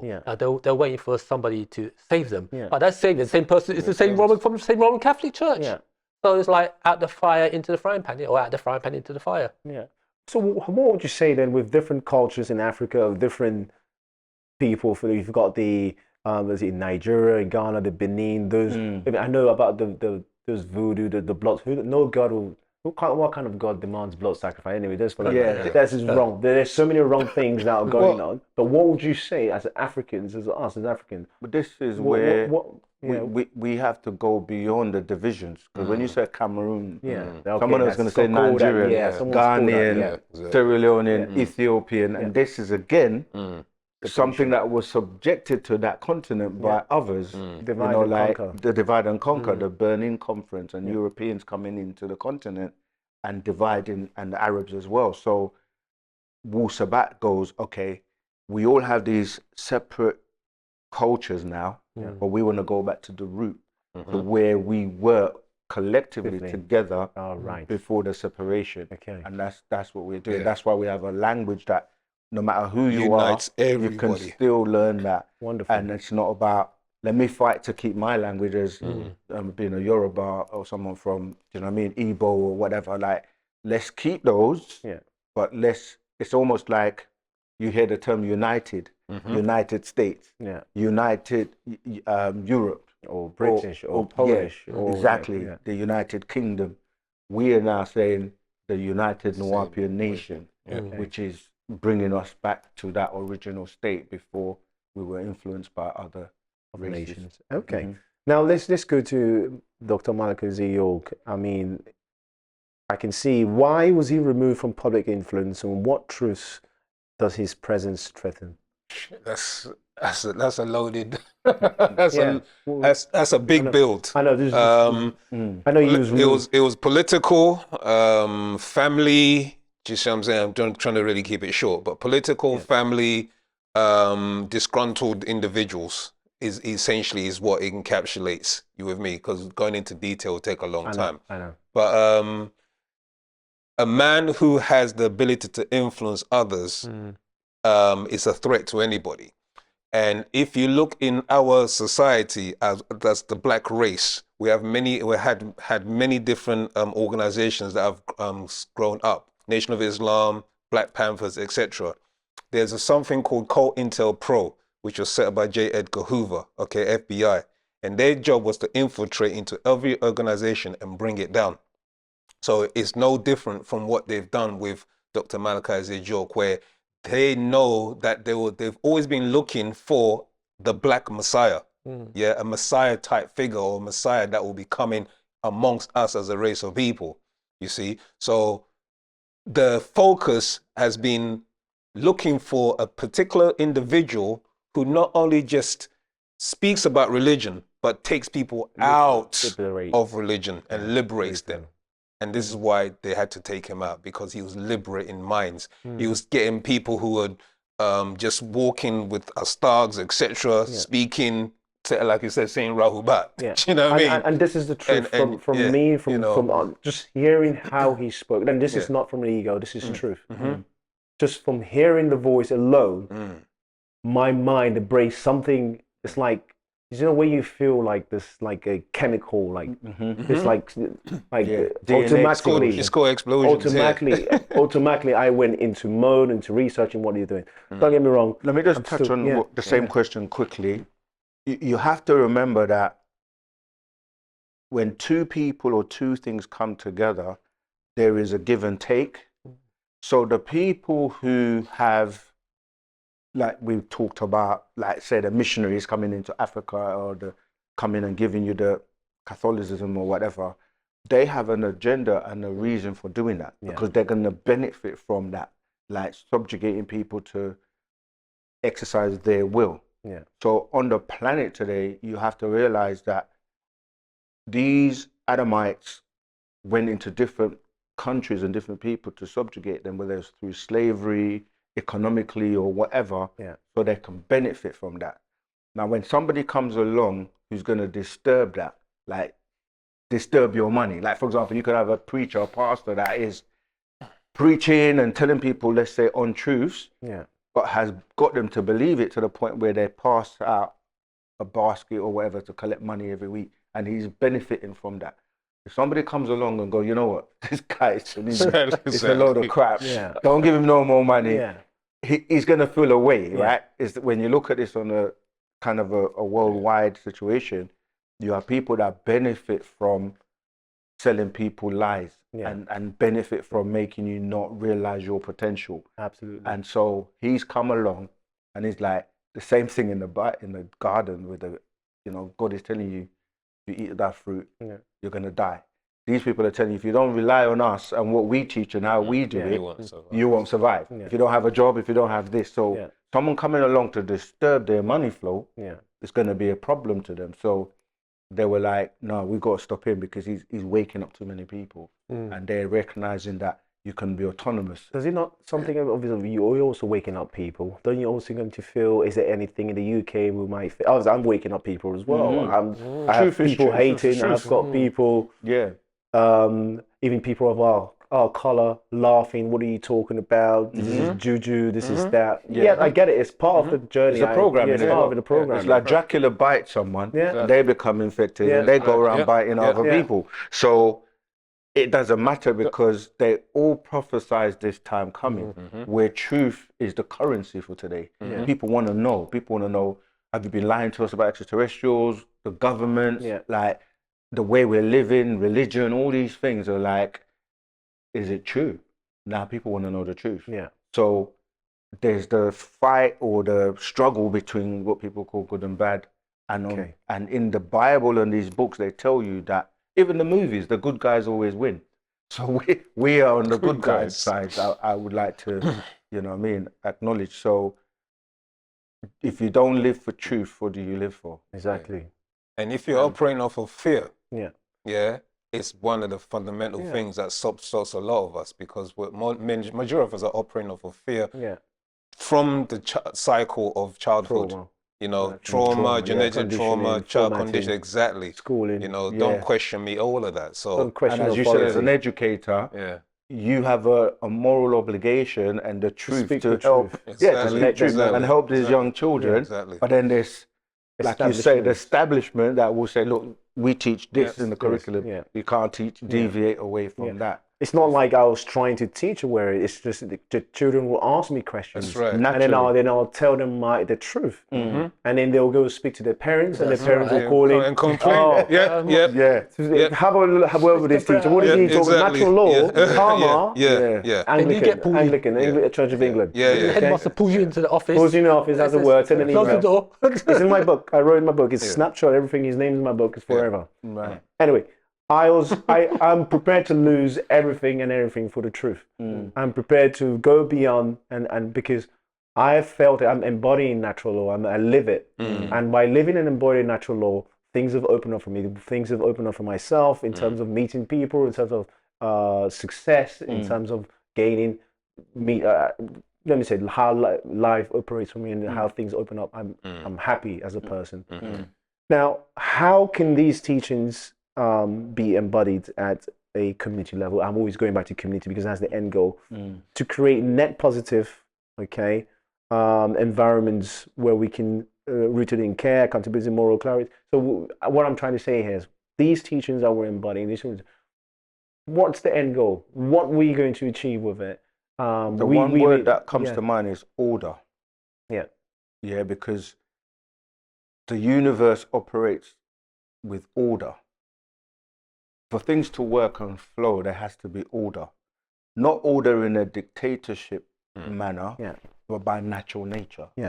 So if you can create that environment where it's natural to be and be as creative as you can be as successful as you can be, by whatever method you're using to measure success, then that will benefit the entire, humanity. Really. So that's where you're right. Community and living by way of order. That's why you hear things like the ancient Egyptian order. Ma'at. Exactly. These are, it translates, people say justice. Yes. Because justice for everyone, liberties for everyone. It's like order is what governs that. Like if the planets can just spin and go in any direction they want at any time, there's rhythm to everything. There's going to be chaos and they're crashing into each other and so forth. That's what seems to be happening here, based on lies and unnatural law. So we have to basically go back to living in a, natural law way. That's the embodiment. Law. So they embody. I'm sorry to cut you. The embodiment is See how we're dressed? Yeah. That's the embodiment. Yeah. You with me? Living it. Yeah, living it. Living it. Practicing Yeah, it. Yeah. you know, and what you have to realize is the correlation between and the link between you and your ancestors is that you have to honor them. If you're not honoring your ancestors because they are looking for their children to be embodying them in this life, so that they can survive in that higher life. Yes. You see, there's what we tend to have missed because of the indoctrination is that we're connected to our ancestors in those realms. Yes. You see what I'm saying? And when we start to live and practice, they also get stronger. Yeah. And like you say, your life has changed and got better. Exactly. It's because now they're helping and assisting you in your endeavors now. This is what I call on their names. Find out the names. Exactly. Ask your parents what the names. Even my parents are so indoctrinated they've forgotten their grandparents, their great grandparents. Exactly. Names. So going back, calling honor back them. your names. Honor your ancestors. Having a ritual, having your altar. Exactly. 100%. Your Epigenetics, morphogenetic field. These are the scientific terms that people are using for this. But it means that you have access to all the resources of your ancestors, and they can help you in this life, and you can help them. And what happens is we got cut off from that, because even though you're being told to say Amen at the end of the prayers, Ameen in Islam, it's really Amun, who's our ancestor. So it's like they cut you off, distort it, and then eventually they get you to just call on Jesus. The lineage cutting off. You get cut off that connection. So you're calling a telephone number, but you're dialing the wrong number, and you're not getting the help that you need. Like a password to link. That's right. What's the password? And then there's also chanting. There's also meditation. Exactly. I meditate as well. Cast your net to the right side, your right hemisphere, so that you can speak and be aligned with the words because that guidance, the words I'll talk to you, the ancestors, or probably the divine source. Now, one last question in terms of extraterrestrials. Now, you mentioned rigs. You mentioned other. I know there are extraterrestrials that live among us. They also help us. Who are our extraterrestrials? Can you just talk more about them? And simply, Panda Babi Anun is one of them. He's an incarnated being here, and he comes from those elders that work in councils, as we were saying before. And in your biblical books, they talk about, like the 24 elders and so on. But yeah, he's an extraterrestrial because he comes from another planet known as Risk. But there are many, many, many types of extraterrestrials, both agreeable and disagreeable. For our ancestors are the Panatharu, we say the overseers, because they oversee from a high level. They design and create what people are calling universes, galaxies, and that's the level they're operating at. And we're connected to them by way of our DNA and by way of our basically energetic being. So the etheric cord that connects us to them is the way we can access and draw their energy, because when you elevate to higher realms, you don't want to come back down unless you're coming down temporarily and then going back. And this is what happens with when people say they're coming abroad. They've been sold a dream of, this world is paved with gold and milk and all kinds of honey and all kinds of stuff. They say, I'm going to go there, but I'm just going to go there, get some resources, money, and then I'm going to come back. 50 years later? That's what happens. They come and they get trapped here because they realize that was the bait.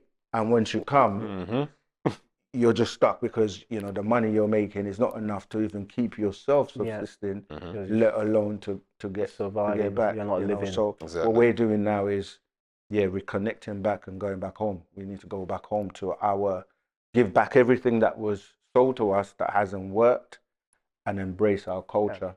And what are you doing in service? And you're working on karma as well. What you do unto others shall be done unto you. I think you're doing a very good service. And service is what is your purpose? Service for humanity, helping people. And I thank you for your work. That's one thing. One last thing though. What the master teachers actually resurrecting is a nation, not a little small community, a nation, an indigenous and sovereign nation. You know what I mean? And that's why they did. That's why they incarcerated him, from America. They saw what he was doing. Yeah, they read the books as well. You know, they read the books. exactly. Many people don't realize that. Yeah. They read the books. They listen to tapes. Even in the penitentiary that he's at, they even read his letters. Yep.